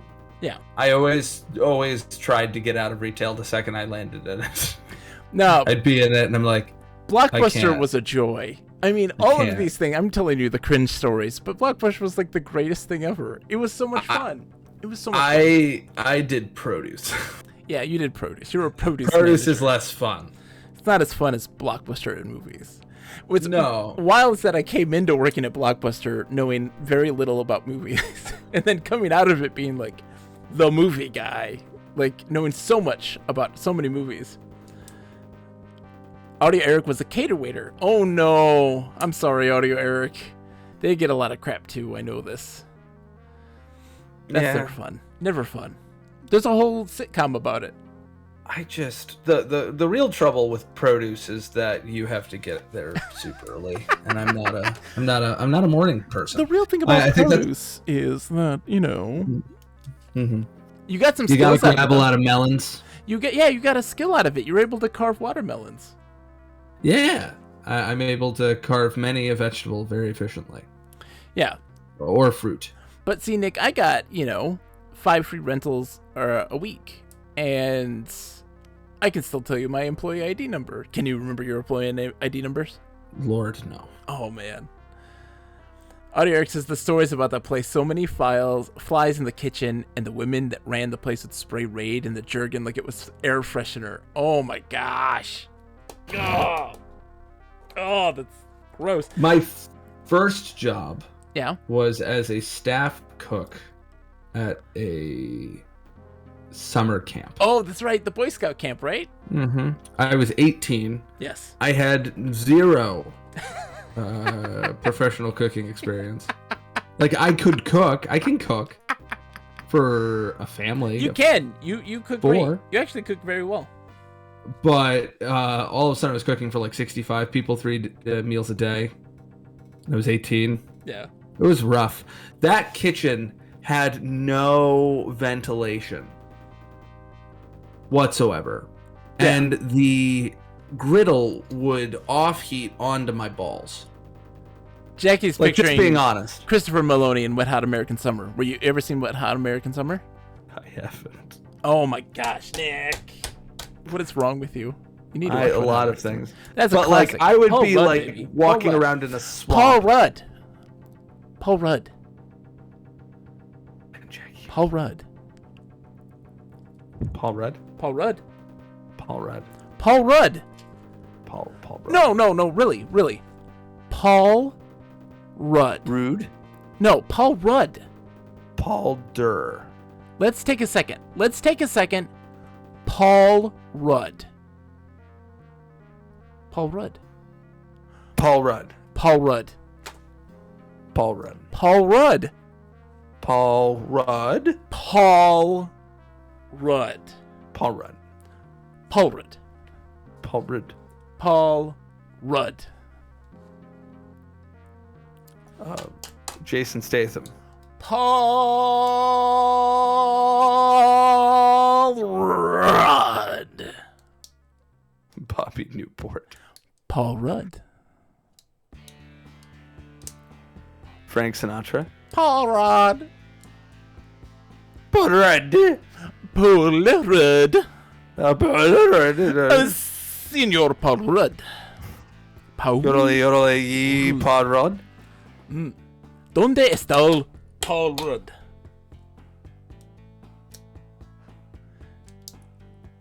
Paul Rudd. Paul Rudd. When will it stop? Paul Rudd. Paul Rudd. Will it pick me up back here? Will, hello. It does. Paul Rudd. Paul Rudd. Paul Rudd. Red rum. Red rum.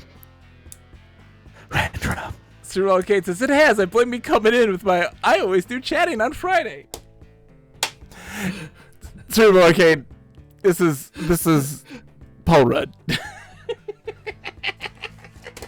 Paul Rudd. Paul Rudd. Paul Rudd. All work and no play makes Paul Rudd up. Ow, my Tall ears. boy. Nick, stop it. You Jackie's don't want, we giving gotta say the Paul Rudd with the so loud. plosive Please stop. scream. Ow. No, please. Ow. That hurts my ears. I'm sorry. Paul Rudd. Paul Rudd. Paul Rudd. Paul Rudd. Paul Rudd. Paul Rudd. Paul Rudd. Paul No, Rudd. Paul Rudd. Paul Rudd. I just realized that my mic is actually pointing the wrong way. It's just professionalism here. This is what we do for a living. Now just listen to Nick changes his microphone for some microphone ASMR. Just tapping the mic. Hello. Oh, that's really loud. That hurts. That hurts. How is it loud? It's literally the direction it's meant to be pointing. It's insanely loud now. You were perfect Is it before. really? It is so loud. I'm turning you down. Stop it. Paul Rudd. Paul Rudd. Cheers. Paul Rudd. Well, let's put it there. Now I don't. How's that? Is that good? That's fantastic. You guys have to understand. Give Nick your movie recommendations, okay? Because Nick doesn't know anything. I had a very stunted childhood. An incredibly stunted childhood. I introduced Nick to the world. I met him when you were 18 at the time, right? Yes. Yeah. This is like a very heterosexual Roman relationship. You don't have what? Like the Romans, right? Didn't they have like a protege that was young and it was just not okay? So it was like that, but not like that. I wasn't quite an ephebe, John. I took you under my wing. Okay. The Greeks. Woo! Hype train. Gosford. Oh man, Gosford Park. Fantastic. Yeah, I mean the Romans had a little bit of that. I mean, the Romans were less pro that. Oh, okay. That was something that Cicero would use against Mark Antony. Yeah. Mark Antony supposedly had some young lurid trysts. Yeah, I see. There's like a moment between age 12 and when you grew a beard. I met Nick when he was, fresh out of high school, and I was, the aging human being that I am, and it was just young me. Nick was young me. So like exactly a decade ago, by the way, John. That's wild. A decade. And yeah, and We've so known each other for a decade, and been best friends ever since. Mm-hmm. It's because you're just young me. But now you're not young me. You're an adult human being. You're not a child anymore, Nick. You're a man. Are you sure? Yes. I've grown into a man. You can't type Now worth I'm of crap quiet. in text messages. You're not quiet. What? Cerebral Arcade said I'm quiet. How about that? Is this better? Oh, I'll change it. Yeah. We got to teach Nick how to talk into a microphone. It's very important. What do you mean? It's so loud. There's a lot of explosives now. I hear it. It's all very staticky. I'm so confused. There we go. It's beautiful. This is the direction that the mic is meant to be. I know. I don't know. I don't make microphones. I'm not a microphonologist. This is the wrong side. This is not the right side. This is the right side. Hello. I fixed you, Nick. I fixed you. Earl, have a wonderful... Good luck with the weasel. I think the weasel is just... He's lost in our pants right now. He's gone. I think the weasel died. I think the weasel's gone. Goodbye, weasel. Yeah. But Nick, no, like movies and things. Nick doesn't know much about movies. He doesn't know much about, TV or video games. Nick is an academic through and through. He knows books. Is that true? You are. You're. I mean, I don't know Lauder. Audio Eric does know how to help with audio. This is true. Audio Eric. That is what Audio Eric does for a living. Also a game designer, by the way, Cerebral Arcade. He works on games. Audio Eric's a very talented Maybe he person. can explain to me how microphones work. A professor, a composer, a game designer. So he can definitely tell me how microphones work. Yes. Why is he listening to God. my inane facts? Because you are a delightful human being. I tell this to Nick. Nick doesn't listen. He doesn't listen. That Nick is an incredibly intelligent and charismatic person who I very much respect and appreciate as a human being. I'm going to close this Discord, sir. Do not close the Discord. Not I'm going to shower you with praise. This is the 10-minute Nick praise hour, okay? I refuse to be party to this. Listen. All right, Nick? I mean, we're supposed to be playing a video game right now. This is all fun and games, but Nick, let me tell you this, okay? We're here for the delightful human beings, exactly.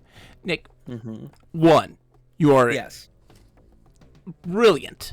A brilliant human being in the realm of archaeobotany. Okay. I'm mad. I'm dope with seeds. Yes, you are dope with the ancient seeds, those ancient grains. Amo semina. Yeah. 2, you are a very funny person. And you may not realize That's this. not true. It is absolutely true. You just don't realize your own comedic talent, Nick. You're the straight man. You're just really fantastic as a straight man. 3, you are a delightful podcast co-host, Nick. We have tons of fun making podcasts. Yeah, we need to like every white male does in the United States in their it's in our DNA. In their 30s. Nick, you're 28 or whatever, Oh, we can round up. Round up. And Will there be a moment where we overlap or no? No. No. Nope. We'll never be in the same age bracket. Because you'll turn 40 when I am technically 29. 29, yeah. But yeah, Nick, and let me just say, you rock a killer beard. You have hair that I wish I had. Look at me, I don't have any. You were convinced I was going to lose it. I was convinced because you were younger than me, and I was already losing it. And I was like, hey, it's gonna be gone. I'm gonna keep it out of spite. Yeah, I highly recommend it.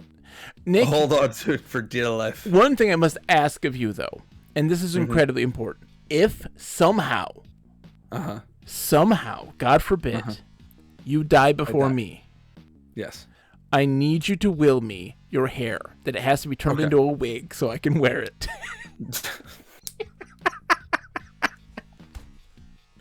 I'll write up the paperwork. Jackie says, I was telling Hish earlier that you can't truly appreciate Nick's beard until he's in full screen mode. Like right now, you can't appreciate it. No, until now. 3 more cases.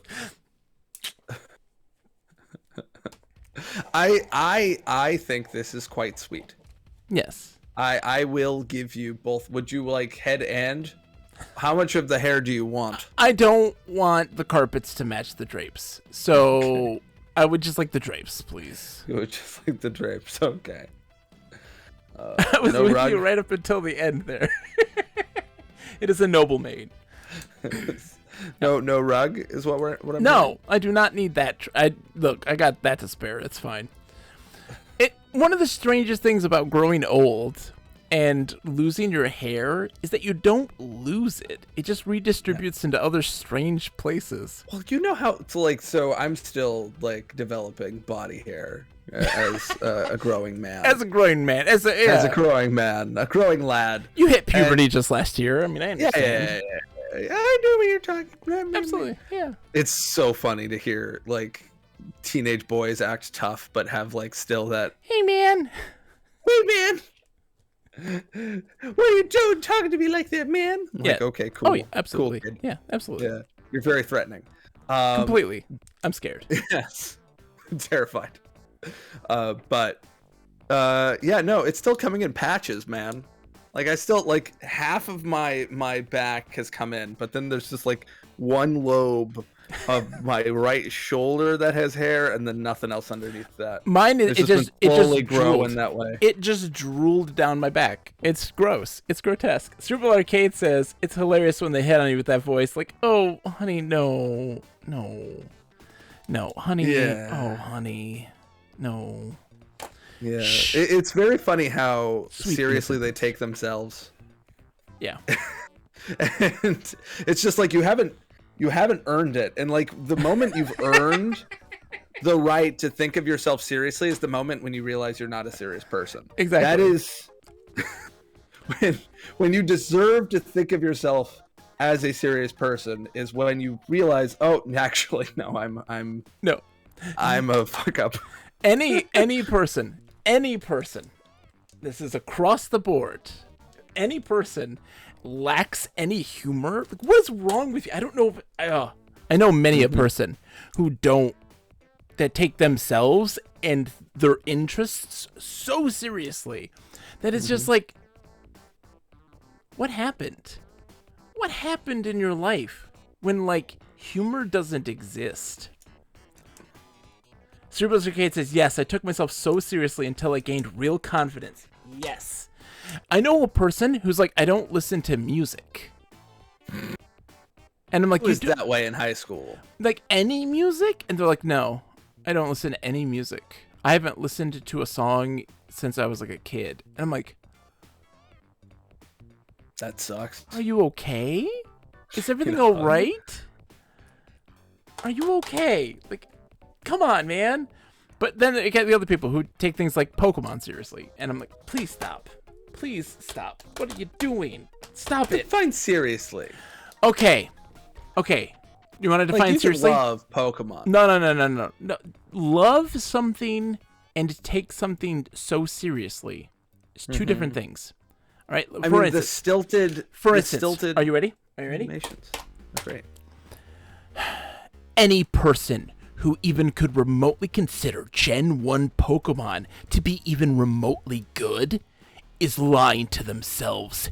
The reality is that is a pathetic piece of shit, and no human being in their right mind could possibly enjoy such garbage.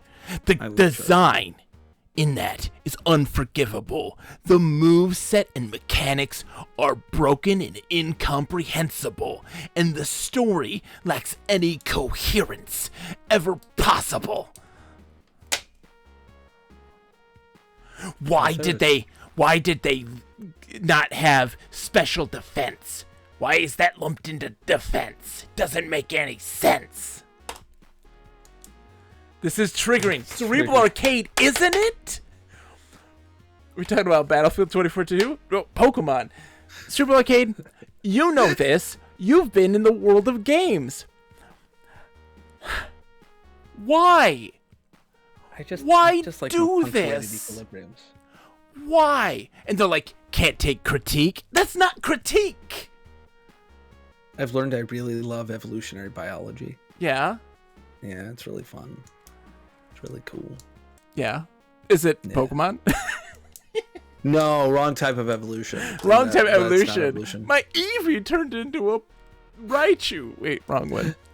But like, I really can't possibly comprehend. I can comprehend. I do understand that these people, these folks who have this thing in their head.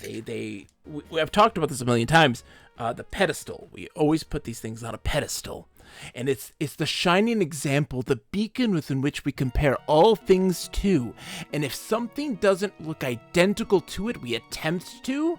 And then it looks like some horrific machination that we can't possibly fathom or describe, and thus must be destroyed because it isn't that thing on that pillar that we have put up there. It's sad people that are desperate to feel expert at something, and it boggles my mind, and it must be a lack of confidence. Cerebral Arcade, you mentioned this earlier, right? Taking yourself so seriously until you've gained real confidence, and it's like there was a point in my life when I guess I was confident about myself that I wasn't like, I have to be right.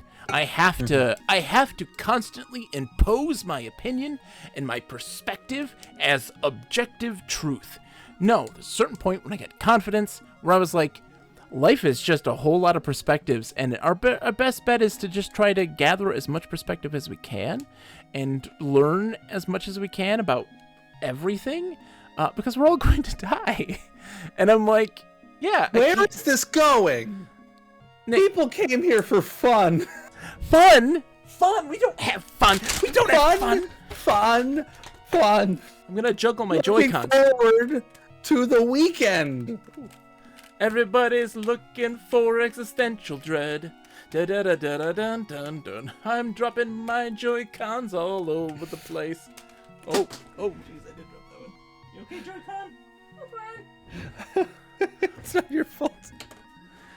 Oh, God. I killed a party once by just talking about the state of public education. That's you, though, Nick. This is what you do. You go into a place and you're like, excuse me, I think it is very imperative that we talk about, the politics in 14th century France. No, I was just drunk and complaining about my job. And then people are like, whoa, this guy. And I'm like, yeah, no, I'm a little sad. I'm going to go now. Bye. But you're my sad drunk, Nick. You are my sad drunk. That's what you are. Yeah, we gotta keep the booze levels on control. Do you want to know? Let's take a tour of my messy desk. Are you guys ready for this? This is what is on my messy desk right now. Are you ready? I don't think you guys are. So I got a Disney Infinity figure. There's Venom. There's I don't know. Is this Ferb? I think that's Ferb. I got some Disney Infinity figures. We got to play some Disney Infinity at some point. I got Sully. They're all scattered around my desk. I got KK in my amiibo. But then I know what this is. I don't. That is a picture of us. It's a picture. It is. Stand. Is it really? Yeah. I don't have the picture facing because it's your children. It's on my desk. You can show a picture of my children. That's fine. It is your children. Oh, my kids. Yeah. I got a Valentine from Candyland. I got an empty bag of barbecue potato chips because we have a box of them.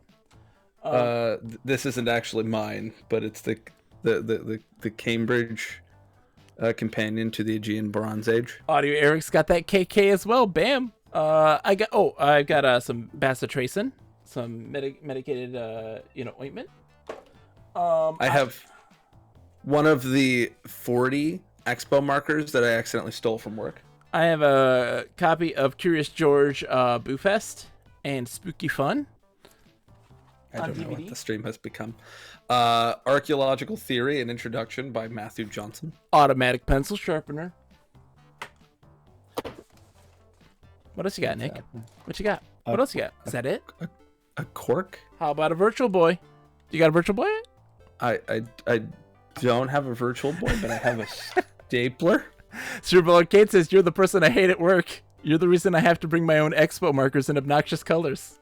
Oh yeah, yeah, I am. I keep. Well, here's the thing. Here's what keeps happening: is my students will steal it from me, so I keep putting them in my pocket where they can't get them. Ooh, are you ready for this? This is and interesting. then I steal them. How about an empty container of Pepto diarrhea liquid cows? This is what is in my. I'm throwing that in the trash. Why is that?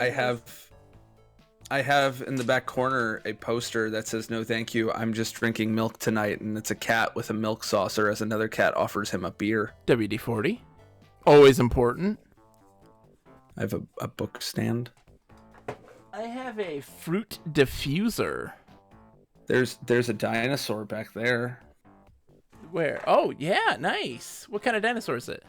That is a Triceratops. It is a wax Triceratops that Sabrina and I got from the Field Museum when we went there once early on in our relationship.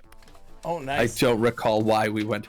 Over there is the other two that we also purchased because I love those wax injecting machines. Have you ever experienced those? I have seen them, yes, because they're at the Henry Ford Museum. You haven't done it though? I haven't done it. No. Is it cool? It is so cool. We'll have to do it. I have a membership at the Henry Ford. I got a flight stick. Pew pew pew pew. There's a lamp. Oh, okay. So you're running out of things. I see. You don't have a very interesting place. Oh, okay. I have sort of within arm's reach, The Reign of the Phallus by Cools. I dropped Hero. Sorry, Hero. I have a collector's edition Vault Tech lunchbox that broke on the very first day that I got it. I have Karl Marx, Frederick Engels collected works. What is inside this lunchbox? I'm going to ask you a very important question. Guess. Engels' Dialectics of Nature. What is inside this Vault Tech lunchbox? Chat, what is inside this Vault Tech lunchbox? Oh, man. Retro OG-san came in at a perfect time. Cerebral Arcade says super glue. Interesting idea. This is great. Welcome, Raiders and Retro OG-san, my friend. How are you guys doing today? We're supposed to be playing. You expect we're playing a game. We're supposed to be playing Cutthroats right now, the Infocom classic adventure game written by Michael Berlin. But instead we have a pissing contest about who has the color. No, it's not a pissing contest. We're just giving some information. The people want to know. I'm sure nobody does. Hesh says I'm in this raid.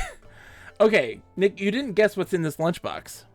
Rotted sandwich. Oh yes, absolutely. This Vault-Tec lunchbox that broke the first day that I got it. It is a little Christmas troll. Indeed. It's a little Christmas troll, Nick. Hello, Retro Juice. I don't know why that's in there. I have the Septuagint with Apocrypha in Greek over there. Oh, nice. I actually bought one of those when I worked at a Christian bookstore, which was my first job ever. And Did it have the Greek in it? I did not, no. It was just the Apocrypha. Yeah. At least it wasn't that yeah, Sakura, for real. Bethesda physical goods are so poor, insanely poor. That was when Fallout 3 came out, and I was like, yes, let's do this. And it was the worst. It broke right away. Like, the moment that I got it. A guide to botanical Latin. I've got a Labo visor. I think we've lost touch with what is entertaining. No, I don't think so. I think, what, you want to keep saying Paul Rudd again? Paul Rudd. I mean, Paul Rudd? Paul Rudd. Paul Rudd. We're about to lose like at least nine Raiders. Paul Rudd. Paul Rudd. Paul Rudd. Paul Rudd. Paul Rudd. Pool Rude. Stop it, Edge. I wasn't fishing for that. Made of cardboard, better quality than a metal tin from Bethesda. Exactly. Sakura, yeah. Absolutely. The wonderful world of Labo is far more durable than any collectible from Fallout. That's the truth. I've got Betrayal at House on the Hill up there. Was Bethesda? No, it was Blizzard that was recently purchased by Microsoft. Yeah, Activision Blizzard. Yes, absolutely. Nick, can we play? Do you think we should play this game? Do you think we should? Potentially. I don't know though. Do you want to skip it? No, we're not skipping it. Jesus, no. I'm just looking for more things to point out to people in my messy office. Count? My office/laundry room. Blizzard had some good swag. Oh yeah, Dumas. Dumas? Yeah, the author of The Count of Monte Cristo. Oh. He was a black author. Oh. I got some Honey Nut Cheerios. A big giant size box. The Retreat of the Elephants, which is about climate change in China. I've got I've got a mount for a phone on a light ring. The Fate of Rome, which is about climate change in Rome. It's a garbage book. Mask for a child. A History of Islamic Societies. I have one of my most cherished things. This is really Audio Eric, have a wonderful night. You've tolerated much. He says he's gonna check the VOD out. Audio Eric, I don't know why you would want to watch such a thing, but you know what? Thank you. Thank you. Have a good night. Slave theater in the Roman Empire. I've got a muscle man. One of my cherished things. Because here's the deal. Real talk.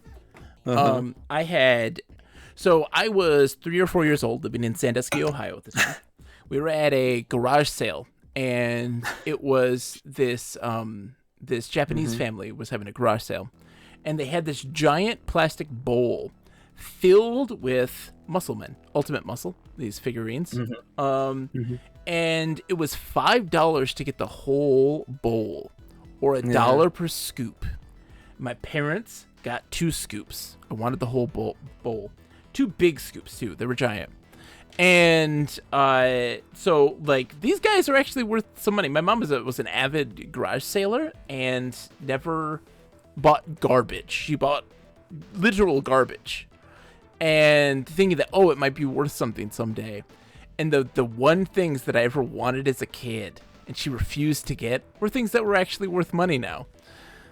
Anyways, when the house got sold and I didn't talk to, like, my family had disowned me at that point, I had finally gotten an opportunity to go into our attic before everything was sold and to get my Ultimate Muscle figures. Were inside a big, like, Lego bin. And they gave those away to some kid who doesn't know what they did with them. They think they threw them away. And it made me so sad. I have 2 of them. This guy, and there's another dude who's orange, who has buzzsaws on his arm. The game's not bad. We just got stuck. We were singing Friday by Rebecca Black. Have you played any Cutthroats? The answer is yes. Questionable. What's the score? We've played one. No, Cutthroats is actually pretty good. I'm enjoying Cutthroats in general, but we had to kind of start over because we left off at a crucial point where we were given information that we did forget because it's looking like we're gonna end up there again. I have a book about the Carthaginians. Ooh, the Carthaginians. Yeah. I miss the Carthaginians. I'm really sad that they lost the Punic Wars. I have. Exceptionally. Do you know why I'm sad about that? A box of large-sized vinyl gloves. Because they would sacrifice their firstborn child. Oh no! I would be so sad if I had to sacrifice Roz. I mean, yes, obviously.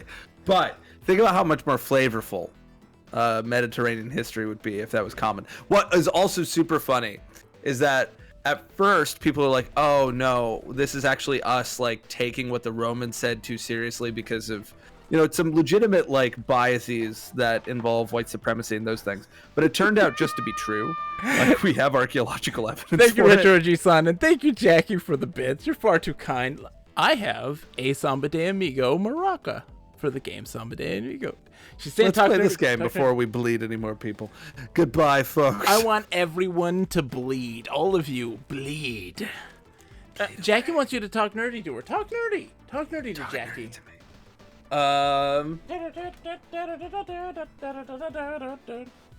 I'm not. I used to be a big fan of Guns, Germs, and Steel, and I'm not anymore. This is my favorite amiibo. Mr. Game & Watch, baby. Favorite Smash character? He's my Smash main. I don't like Guns, Germs, and Steel anymore. That's my talking nerdy. Jackie is a history teacher. Yeah. Jared Diamond just no longer floats my boat. He's a little too environmentally deterministic for my tastes. Who is? Jared Diamond. Who is that? Jared Diamond was originally an ornithologist, but he wrote a couple of... So he wrote The Third Chimpanzee and Guns, Germs, and Steel, which is about... specifically, it's about why indigenous peoples of the Americas and Australia didn't develop things like the diseases that Europeans had and blah, blah, blah, blah, blah, which much of that is true. But he ends up sort of putting human societies on a course that they couldn't possibly have not gone down, and ends up sort of accidentally, I think, unintentionally washing the hands of Europe as almost like this was just sort of the inevitable fact of the world that is no one's fault but was going to happen. Makes sense. Oh my god. Have you ever read? I have not read The History of the World in 6 classes. In fact, both the Romans and the Jews mentioned it apparently was the Phoenician practice that apparently continued into Carthaginian society and persisted there, where it didn't so much back on the Palestinian coast. Yeah, I've heard people who say that the binding of Isaac, the sacrifice of Isaac, Abraham's son. Have you played Binding of Isaac? I have not played the Binding of Isaac, but that is a biblical allusion. So that is a reference to that practice. But instead of child murder, they do. Jackie says that it tells the history of various empires through the lens of beverages. Nick would love that. That sounds amazing. Because Nick is an archaeobotanist. This is what he does for a living. And I also love booze. Let's hold on. Let's guess what is in my CD tower stack. Can you guess, Nick? No. A copy of Missed. Muppets Take Manhattan. Street Fighter Alpha 3 on the Dreamcast. How about PlayStation 2's Snoopy the Red Baron? How about on the Wii? I just happened to be by my history section. Mad World on the Wii. How about Sesame Street? Words are here. We're there and everywhere. Words are here, there, and everywhere. I have a giant Greek lexicon. I don't know. It's probably something. There's probably something on there. Hold on. Let's skip a few discs. How many teachers do you have? That's a thing that's occurred to me. Because there's myself, and then there's Hash, Jackie. I got a lot. Teachers. Audio Eric is also... Audio Eric. Mm-hmm. We got a lot of educators. Yes, we do. How about the driver for the HP PhotoSmart C4700? The Elder Scrolls 3 Blood Moon. Oh, here we go. Here we go. You ready for this? Cerebral Arcade used to teach. Yeah, absolutely. See, there you go. Disc 2 of Supreme Warrior on the Sega CD. A fantastic FMV fighting game. FMV fighting game. Full motion video fighting game. First person. It's wild. How about a calculator? The classic double switch on Sega CD. Oh, so nice. This is fantastic. The sacrificed skeleton leg of what was once the skeleton on my desk. Oh, did your cats get to it? No. It was on my desk at work, so a child got to it. Oh. And then one of them tried to repair it with... I forget what that's called. My brain is not wording Sticky Tack. correctly. Supreme Warrior Disc 1 on Sega CD. Are you ready for this? World of Darkness, a DVD-R filled with World of Darkness source books as PDFs. Did you give me World of Darkness? I gave you all of my World of Darkness books. I have it all. Yeah, like literally right over there. I have all of those books. Yeah, literally. Mm-hmm. I wonder if I got any CD or disc. I have a whole bunch of board games behind me. Ooh, what board games you got? How about Bach at St. Matthew's Passion Choral Union DSO Disc 1? Oh god, this is the Sam the Man Boy stuff. Okay. Mysterium Root. World of Darkness 2. I got a second DVD of World of Darkness source books. Cubitos. Ooh, Wirehead on Sega CD is a fantastic FMV Feast of Odin. Interactive movie. It's really good. I like that increasingly this is becoming formless. Do you have all the expansions to Root? I do not have all the expansions to Root. I think I just have the main game. I want to get the one expansion that makes it so that you don't have to play that you have like the robot cat, so that somebody doesn't have to play the capitalist bastards. I have a copy of Battlespire, the Elder Scrolls. It's out of print? Legends Battlespires. Root is out of print? Really? I do. What is Root? It's a pretty good asymmetric strategy game. A burned copy of the Dreamcast game Space Channel 5 Part 2. I own it on PC now. It doesn't count. Oh my god, what else is in here? Really? Oh, here we go. Oh no, is the parent company still alive? Oh, that's because I know that the pandemic really hit board game publishers hard. Oh god, what was that snort laugh, sir? How about The Print Shop Deluxe version 2.1? Okay, what is this? Oh man, this is... Oh god, so this is, hold on. Jam Handy, Hidden Band, and something. The marker's worn off on this. Jam Handy, I don't know what this is. Somebody gave this to me. I don't know what it is. It's a burnt CD. Oh, a copy of Mer du Nom, Perfect Circle. Great band. Mm-hmm. Love them. Maynard's awesome. Big Tool fan. I have Herodotus and Thucydides in one whole. So it's their histories. The drivers for HP DeskJet 3840 series. I have the complete... Wait, what? He is? Plautus. Whoa, Cerebral Arcade.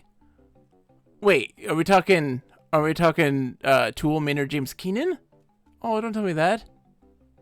No, I think we're talking Root, John. Really? What are we referring to?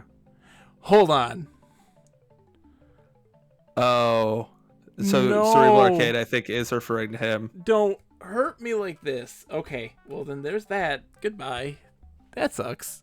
That sucks. No. Well, I mean, that's what you get for it is. Shit of the North. Indeed. That sucks. You know what? Well, there you go. Rubber circle in the trash.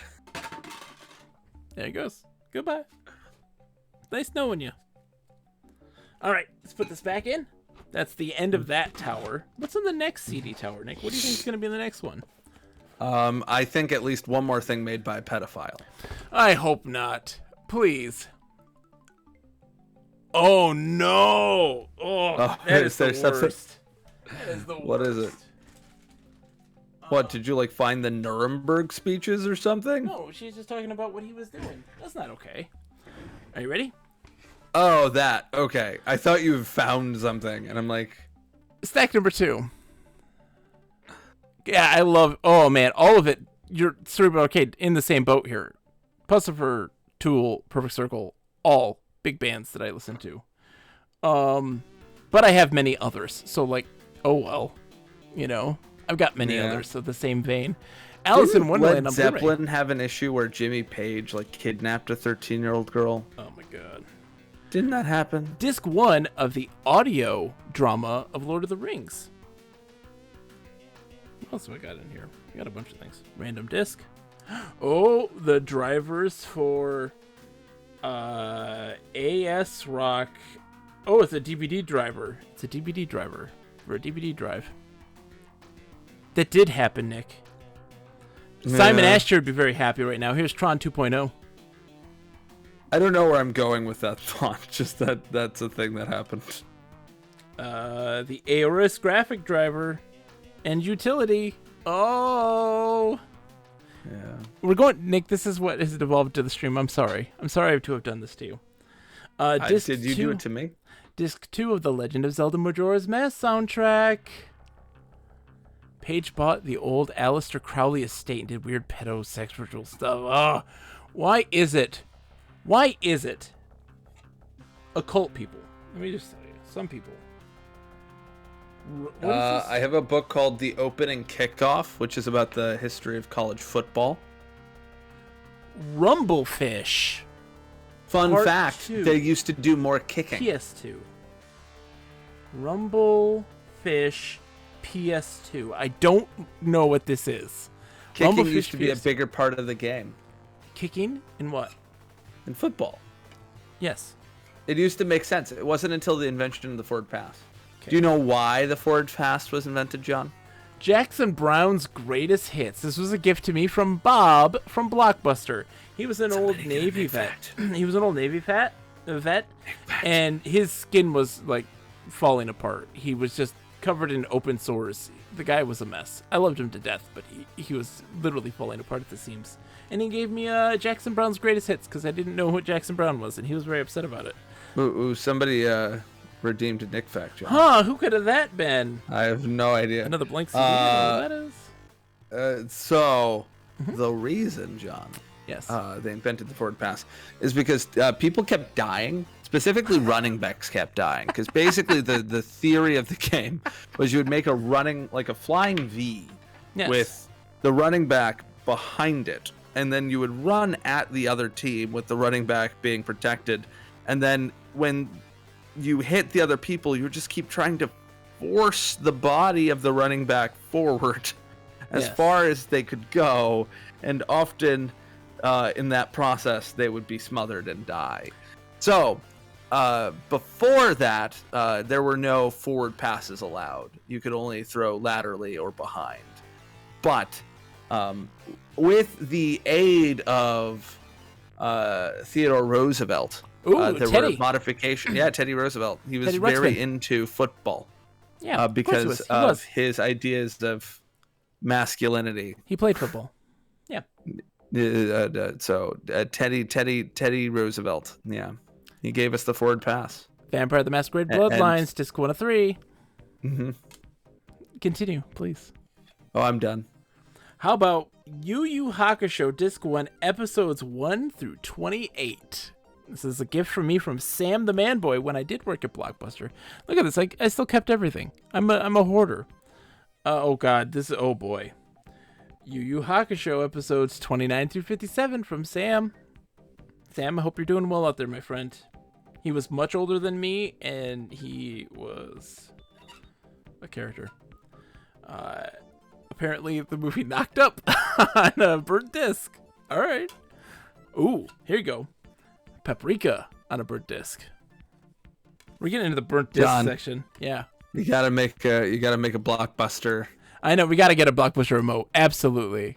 Why not both? Cerebral Arcade. Let's do 2 different interpretations. Also, now that I spent 1,000 Buckazoids, I'm at 6.9K. Nice. Karis on a burnt DVD. What else do I got here? I think these are all the rest of these are just for How is this happening? I saw the orange box at the bottom of this. What the hell? Here's a stack of just all not burnt discs, just blank DVD-Rs, all right? And then the next one after that stack is the orange box. You know what? Why is that hidden there? What is wrong with me? See this? Yeah? I can't see it. I can only hear it. A burned disc CDR. It just says the words. It says the words drums. I don't know. Maybe it's the. Oh, we got it. Nick sings. Sing for me, Nick. Sing for me. I gotta find something. It's not gonna be the angels. Oh God, I could do that, but I'm not going to do that. I'm like the Phantom of the Opera, and you're that late Christine, right? Sing for me. Christine, yeah. Sing Christine. the angels. Music. Are we doing the Gerard Butler version? Do not ask me. I've never seen the Phantom of the Opera in my life. It's just that my Really? brother had a cassette Not tape. even in the movie. My brother had a cassette tape of Phantom of the Opera live because he went and saw it, and he played that like religiously, and so that's the only reason why I know anything about the Phantom of the Opera. Where in the world have you been hiding? Ooh, do do do do do. Well, you know the tune. I know the tune because I've heard it a million times in my head, but I don't know anything about. I don't know anything about the Phantom of the Opera. Besides, he's a man who wears a mask and he's in an opera, and there's a lady he loves. And then there's the. It burns down, and there's a dude who's like meant. It's like the plot of Titanic, but with a phantom man. Mm-hmm. Yes, it's the plot of Titanic. So, what was the song you chose? Oh, not Danny Boy. That was a bad choice. Sing to me. Sing.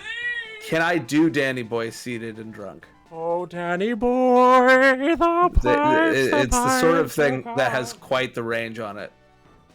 I don't know the words.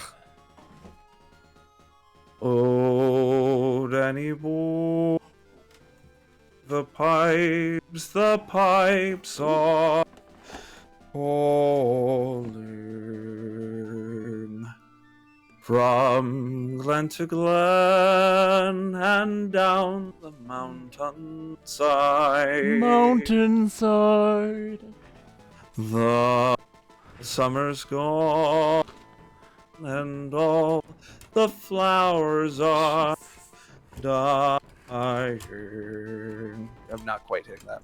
'Tis you must go and I must bide. But come ye back when summer's in the meadow, and when the valley's hushed and white with snow. White with snow. 'Tis I'll be here in sunshine or in shadow. Oh, Danny Boy, I love. Oh boy. I love you so. That low note, man. Indeed, That Nick. low That's beautiful. note. That's beautiful. It's so hard. I'm gonna cry, Nick. It's beautiful. It's so hard. I love you. You're beautiful. And then you have by on bonny banks and by on bonny braes, when the light shines bright on Loch Lomond, for me and my true love will never meet again on the bonny, bonny banks of Loch Lomond. Fun fact. Mm-hmm. Nick has recorded many singings before he left. He stayed with me for a while because he had to stay here when his mom was really sick and passed away. And before he left to go back to, Philly, I made him record him singing and also giving. I think he recorded random Nick facts. I have yet to. You have yet to. We're gonna have to steal it from clips. Because I'm talking over him. No, it's not. No. And my goal is to one day play Metal Gear Solid 5 and have him be the music that plays when the chopper comes and picks you up, and when your dog companion, your wolf companion, can use a radio and do sound clips to distract guards, and it's Nick doing facts. How many times did I record Santiana? A million. It was a million. I was never happy. Who wants $105 worth of Free Realms station cash? Still technically valid. You can still redeem them. What's Free Realms? Well, it's Sony station cash. There's a 30-day game card. You can get a 30-day game card for Clone Wars Adventures, Free Realms, DC Universe Online, or EverQuest 2. It technically is for any of them, but any of the stuff that's now run by whatever the companies that owns EverQuest 2. It's unused. $105. Mm-hmm. Didn't you say that EverQuest 2 is weird? I love it, but it's not the same as what it used to be.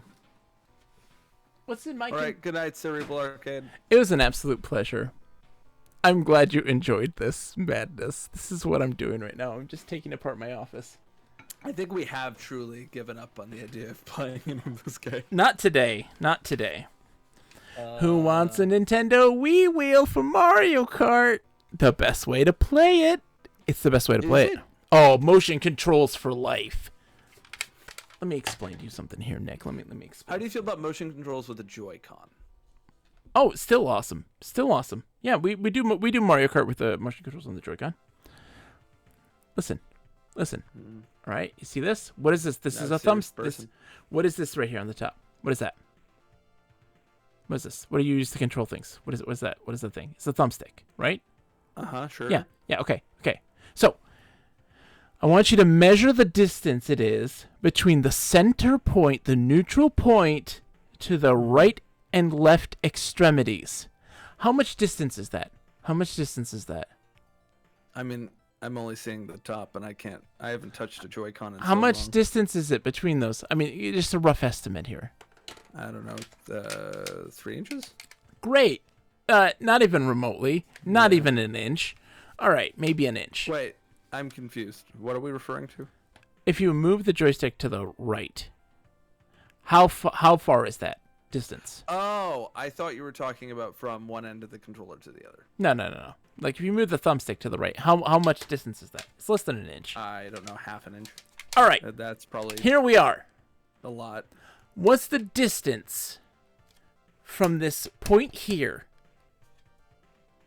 to here? How much distance has gone by? Is it more than half an inch? Is it more than half an inch? Yes. Yes. Uh-huh. Nick's mic got lower all of a sudden. It's because I turned him down when he was singing. Yeah, sure. Yeah. So how much control do you have? Do you have more control over your motions and your ability to move in Mario Kart with less than a half an inch or 6 inches? How much control do you have? Which one has more control?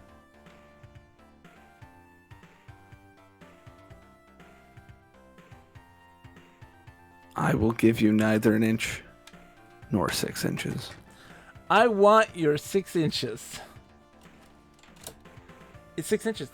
I hear, John, that it is not the length of the turn, but the motion of the go-kart ocean. So listen, I can make much tighter turns. I can make them so tight. My lines in Mario Kart are impeccable. Impecative. You're smashing words together, sir. Impeculous. Impeculous. It's impeculous. It is fantastic. It's beautiful. What? And impeccable? Impeccable. You're going for impeccable, yeah. Yes, that's the word I'm using. Yes, impeccable. You did impeccable but impetuous. My wife and I will split screen online matches and just wreck the god of everybody. Because I'm terrible at Mario Kart, so I can't really talk. I will go single and do it. Which, by the way, everybody who says that Mario Kart, like the ink, the squid ink, is useless. If you're playing split screen, it's just destructive because you can't see. I have a VMU. Is this battery work? It does not. I need to replace the batteries. We might play some Mario Kart when the new tracks hit. Nick, did you know there's new tracks coming up from Mario Kart? Yeah, I had seen that. It's paid DLC, right? Yeah, you pay $25 and you get all of it. But you get it. Yeah. It's being doled out over time. It's fantastic. I have Bless You Boys by Sparky Anderson. Oh, hey, Sparky. About the 1980s Tigers, signed by Sparky Anderson to my great aunt Margene. Oh, wow. Fun fact, there was one point in time when I was about 5 or 6 years old. At that time, my mom was garage selling, and we saw this garage sale, and I wanted this really bad, and she said, no way in hell am I doing that. It was for $10. Mm-hmm. When I was a kid, $10 to me was like $100 in that world. For $10, you could get the set of baseball cards that you would slot into this like tape recorder, and then when you put it in, it would then like talk and tell you like the stats and like the history of that baseball player. And there was a Sparky Anderson card, and I was like, I want that Sparky Anderson. And she's like, no, $10 for that. No to Sparky. Not gonna happen. That was my life. What are we doing? Can I ask this question, Nick? What are we doing? Well, oh God, are we in the existential dread portion of the podcast? What are we even podcast? Yes, the podcast. What are we even doing? What are we doing? Well, increasing entropy. Do you want to read our script for the intro to the next episode of the Literate Pixel podcast? Are we about to? Why didn't we just spend to cancel the stream and just record that podcast that we've been not doing for a really long time? We're only 2 weeks behind. We're only 2 weeks behind. Also, the lovely people would not have had. That's true. This. Ready? Whatever this is. Sure. Not reading yours. I love you, Nick. I can't read mine. No, we can't read yours. I love you, Nick. I'm confused. What's happening? We're reading the opening bit from the Literate Pixel podcast. Do you want me to open it up? Yes. That's what I said. Oh, okay. I just thought you were opening it up, and I was just here for the ride. Yeah. This is when things fall apart. Do you want to read the one that I originally suggested, or no? Sure. Let's do that. No, because that gives away things. That gives away information. Does it? Yeah, it does. It gives away some. Okay, well, can we do mine then? Okay, the witness episode. Yeah, it's on but yours is on there too. But mine's my draft of the opening. Is the witness episode? Yeah. Yeah. Ready for this? Sure. Okay, let's go. Ready? Sifting through the wood. Well, what are we gonna do now? The place is destroyed. I opened the wrong one. Oh my God. No, I didn't. Where is it? It's in like the second page. The rain gently fall. No, go down next page. You got this. Oh, you just added it to that? Yeah, I just put it on there because I didn't want to erase yours and make a second dog. I was being nice. Be nice. Well, what are we gonna do now? The place is destroyed. I mean, there's nothing to do now until the supers come and help clean up. Searching through the wood. Hey, have you found our copy of Rogue's Hour? Not yet, but I hope it got destroyed by the explosion. You know, this never would have happened if you didn't subpoena me to take me to court. Are you still on about this? Our podcast guest just died. And you are taking me to court. Jesus Christ, John. You are so selfish. And you are so... Never mind. Let's just sift through the wreckage and see if we can salvage something.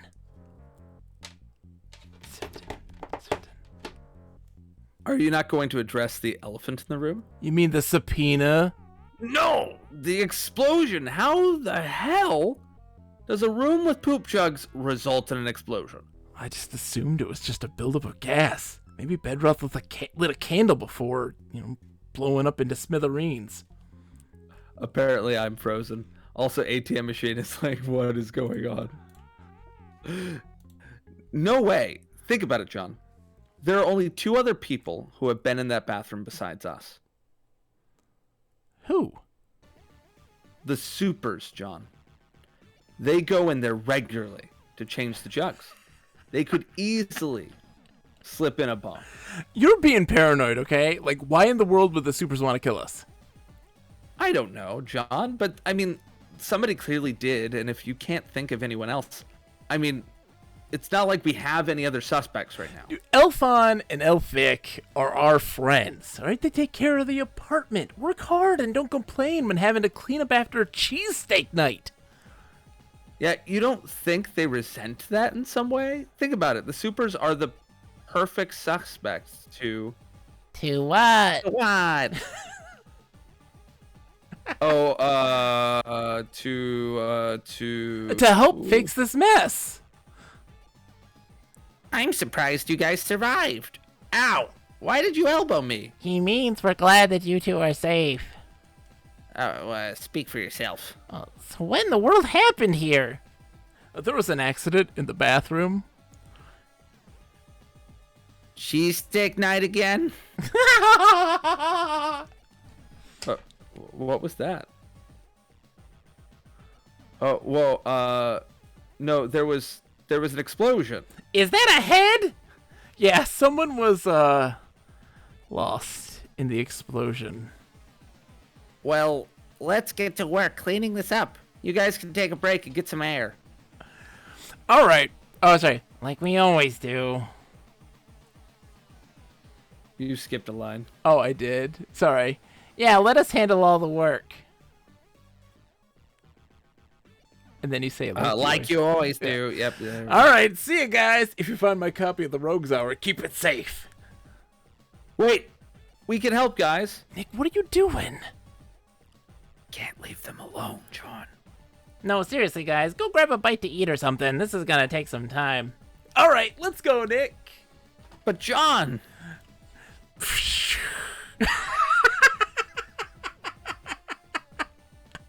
Oh, sorry, it froze because I keep touching things. Sorry, it's my fault. It's all mine. It was frozen, Nick. Sorry. Okay, so a portal opens up and a door closes. Does it? Hold on. I'm curious. If I click this and now I do. Okay, Nick is not out. Okay. All right. So where are we here? So Door closes. ATM machine and Kunononi. This is the current state of the narrative portion of the Literate Pixel podcast. All right. Which I promise is better than it sounds right now. No, it's not. It's not. I can assure you it's not. Shh, don't But it's listen to him. excellent. Don't listen to him. It's not. It's excellent. It's fantastic. All right, door closes. Now, Nick, shall we get something to eat and talk about the Infocom adventure game, The Witness? I guess we shall. Woo! And then we talk about The Witness. Like, yeah, we just do general banter. And then we get to the spoiler zone. It's like, all right, Nick. Wait, are we going to read this whole thing? Yeah, we're going through the whole thing, Nick. Why not? Why are we going through the whole thing, I John? don't know, Nick. Let's hold on to some for Kuno and ATM Machine to be Thoroughly confused. Whilst listening to the review of The Witness. So listen, guys, for those that don't know, Nick and I, we do a podcast. Typically, it's a bi-weekly podcast where we talk about books based off of video games, one episode, and then the next episode is typically us talking about our Infocom game adventures. But at a certain point in our podcasting career, we decided to add an audio fiction narrative. It was around the time when I moved back to Philadelphia, which is why cheesesteaks are a prominent theme. The episode that was... Can cheesesteaks be a theme? Yes, absolutely.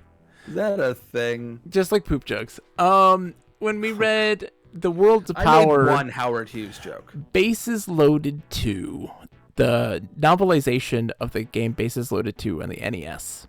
That episode is when things started to take a turn for the worst.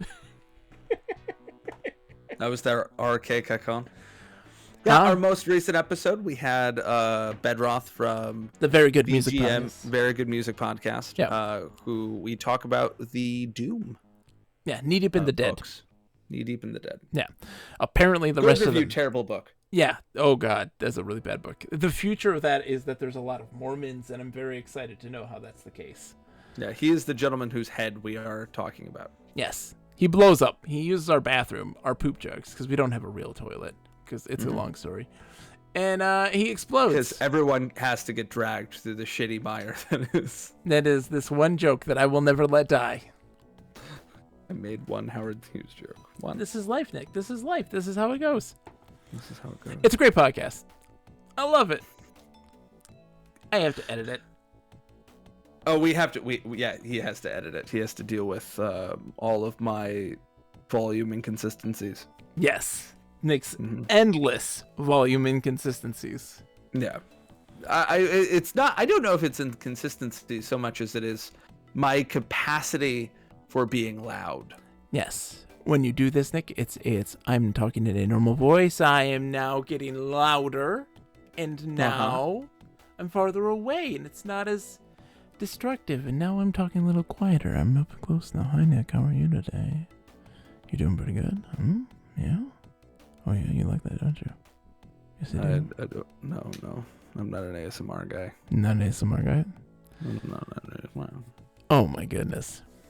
Does this make more sense now, ATM machine? We haven't touched Cutthroats in almost 2 hours. Is DOSBox even still? Well, 1 second. Let me. It's working just fine. ATM says somewhat. You see, Nick and I are just two people stuck in an eternal void, having to create ad copy to generate revenue for this gigantic Matrix-like contraption of podcasts. And we're, spoiler alert, we're clones. And our adventures through the network of tunnels and machinations. We have a Christmas episode. Oh, that Christmas episode's fantastic, and I love it very much. It is my favorite thing. That is our greatest accomplishment. I do a rendition of Silent Night. Yes. And we read Bible scripture. Divine. We read Bible scripture. And as a evolved creature bursts forth from your broken body. Dada. It's body horror meets I don't know. It makes no goddamn sense.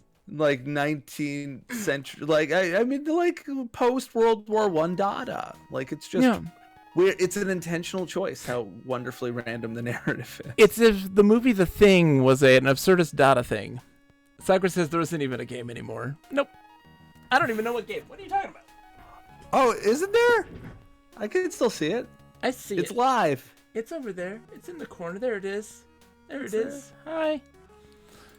We're a so-so sailor right now, Nick. But no, this podcast, it's good. It's worth listening to. I think it's enjoyable. We have our growing pains in the very beginning, but we're just learning. What are you doing? Are you caressing the camera right now? No, my phone is right here. Oh, so my phone is right here too. It's not. So that I could see the chat. Oh, thanks for GGing me, Nick. I was GGing us, John. GGing us. Us. Good game, Nick. I don't know, Nick. I think we should wrap this up. I think you don't want to give it 15 minutes? 15. Get to the midnight mark at least? Nick, let me ask you a question. A very important question, okay? GG. Of all of the Infocom games so far. Uh-huh. Oh! Oh man, I need to do some work for this. I just thought of an amazing game, and I'm not going to tell you what it is because this is one you'd be technically qualified to be able to participate in, unlike all the other ones that I've made you do in the podcast. I can't tell you what it is though, because you would then cheat, and shame on you. Of all the Infocom games that we have played so far, how is your ranking going right now? As of this moment, we've beaten 11, Infidel. right? Infidel's number 1? Yeah. Whoa, okay. Infidel was like honestly the best time I've had playing a game in a while. That's wild. Yeah, I really like Infidel. Infidel, Suspended, Enchanter, Zork. There's now Deadline. Deadline, yeah, Deadline's good. I like Deadline. Zork 2. Whoa, over like Planetfall and such? Oh no, you're right. Okay, Zork, Planetfall. Lord. Now Zork 2, I think. Yeah, sounds about right. And then Zork 3. Then Sorcerer, then the Witness. And then the Witness. And I think that's them all. I think so. Did I miss any? I don't think so. But I put a Steve Maretsky one at second to last. Yeah. No, Sorcerer is not good. good. The one that we're about to review, which is The Witness. The Witness, which is absolute complete garbage. The Sorcerer was almost there, but then we were able to pull ourselves out of the funk. Sorcerer wasn't racist, or at least explicitly so. Yeah. And not racist as far as I could see. I'm sure. Yeah. But all the gnomes. Yeah. Witness is so shallow, yeah. It is very shallow. You have that one, you have the beginning where you have to like kill 30 turns, but it doesn't tell you that's what's happening. In the very beginning. So you're just desperately trying to solve what's happening. It's so weird. You're having an interview with a person and they won't talk to you. They won't talk to you. There's like we had expended all dialogue options and we still had like 15 turns left before the event happened. It was a very shallow game. Not like something like Deadline, which was very intricate. There's a lot going on, and there were these wonderful timed events, and a lot of things were happening all over the place. Which made Deadline so interesting as a crime. Oh my god, the locked doors. Yeah. The Witness has, you try to open a door, and it's like, the door is locked. And we're like, okay, I guess we can't open that. But we're on the inside, so we have to just type unlock door. You don't need a key.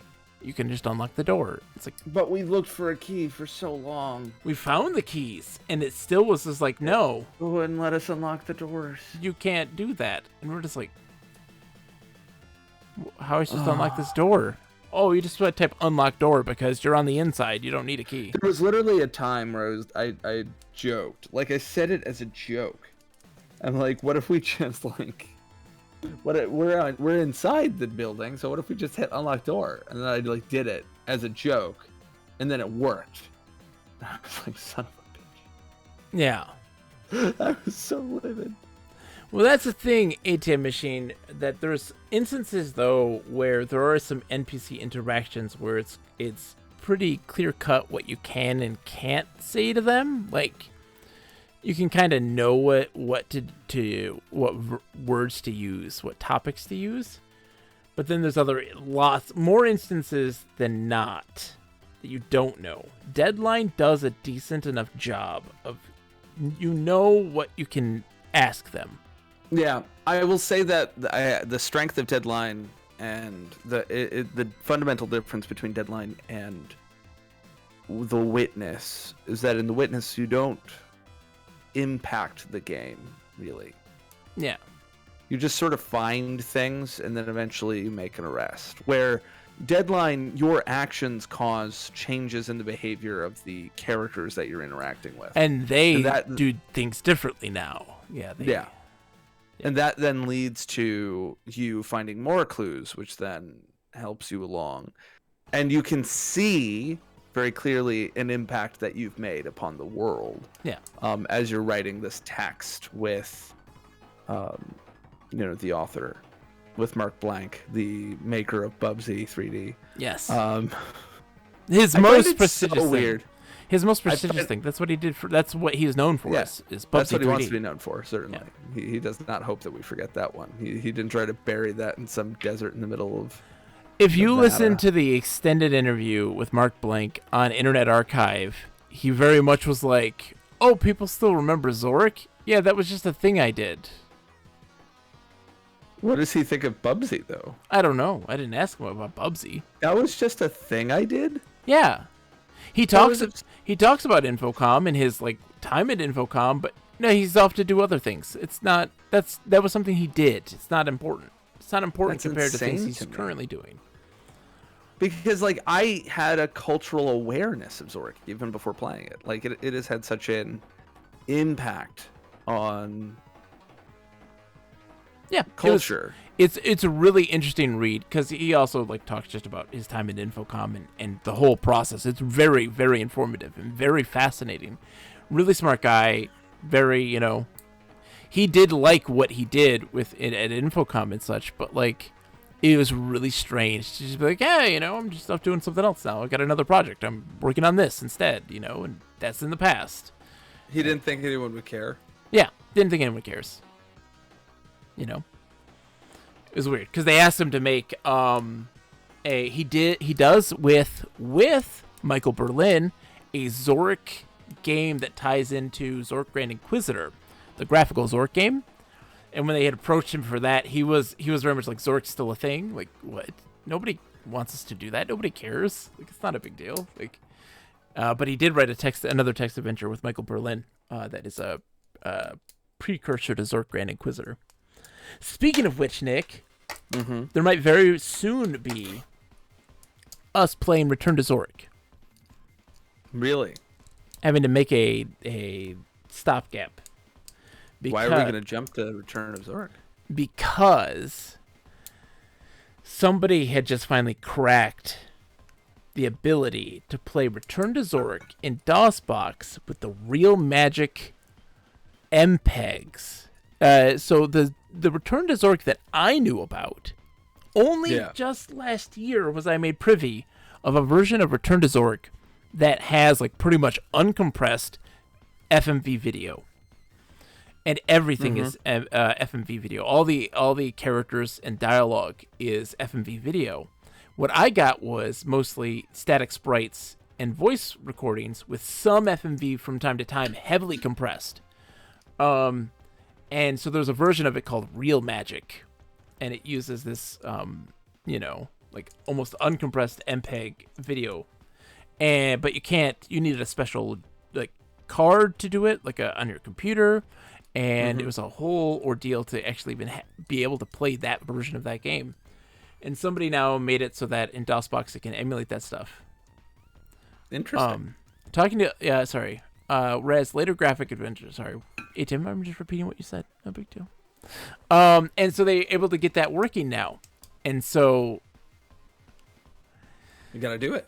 It's wild because I have literally played so much Return to Zork in my life that I know the cadence and tone of all of the dialogue in that game.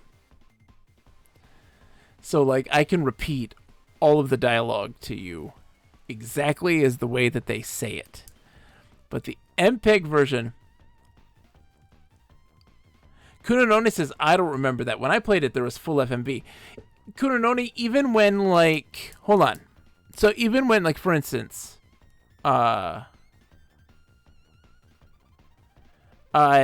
even when like talking to, so like when you were introduced to a character for the first time, it typically was an FMV sequence. When you were doing the dialogue where you're selecting your emotions and stuff like this, that stuff's full FMV in the Real Magic version, but not in the typical retail release. It's not. He's just a sprite with moving mouths. But I totally lost track because I'm exhausted and I don't know what's going on anymore. But I know like all the things, but the Real Magic version of this, they have different dialogue. There's different takes. There's flubs where they flub the lines and they just keep it in there. And it's just wild. And for me, I'm like, how am I going to do that? Because for me, I'm like, sticky fingers. Almost magnetic. Like that sort of thing. Like I know all of the lines to this thing. Sticky fingers. Yep. Doesn't wash his hands. Almost magnetic. I had a shovel. And it flew over and it shovel went off with it. Runs on aluminite. You don't know what aluminite is? It's brighter than swamp gas. Oh God, John. I'm We exhausted. want to find someone to raid. Let's go find someone to raid. I'm exhausted. Everybody, thank you for putting up with this madness.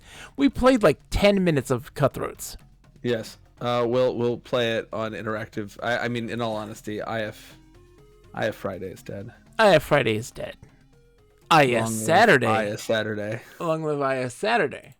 Let's go Yes. find someone to raid and spare us this madness. What did we do? And we now have to find time to play Civilization, given that You're a monster who got me hooked on it again. I have to teach you how to play. No, I'm gonna keep losing until I win. That's how it's gonna go. Losing until I learn. Okay. I'm looking at strategy guides. Okay. Well, I'm gonna prove Daddy wrong. let's see who's on. Let's go raid.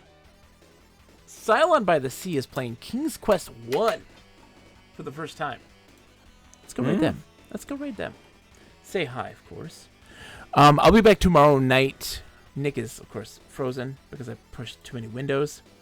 Tomorrow I'll be back playing. We're going to start up Fable 1, which will normally be on Friday. Ooh. The Monday is more Earth and Beyond. Oh my God, Nick, Earth and Beyond's so fantastic. I went to go like idly grind in that game. It's an MMO. It's a spacefaring MMO. I went to go grind and just like, putter around and go see like what I can do. And then I ended up like discovering a gigantic lore dump. And it's like, oh my God, I cannot read this. Hold on. I gotta leave and then come back for this when I play go on the stream. And I had to like just stop playing. It's like there's so much information just hit me. It's like I can't. Nope. Not doing that. And so I'm excited to see that. And then next Wednesday is the beginning of the BWF, Nick. Did I tell you about the BWF? Yes. The wrestling league? Enlighten me.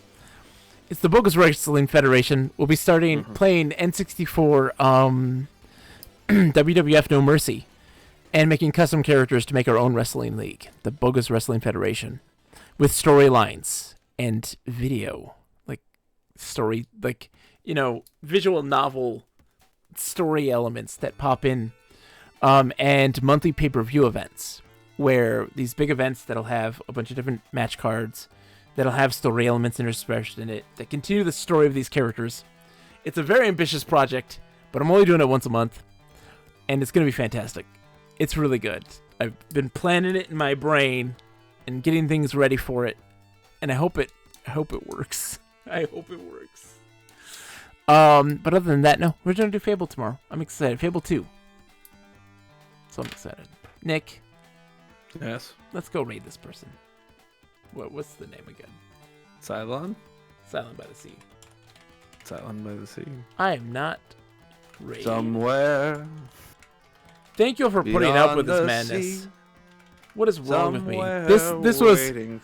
This is a stream where afterwards I'm going to like dramatically regret everything that I just did. My lover stands on golden sands. Good night, everybody. Nick, I love you. Keep Love you singing, too, buddy. Keep singing. And we're watching the ship as it goes sailing somewhere.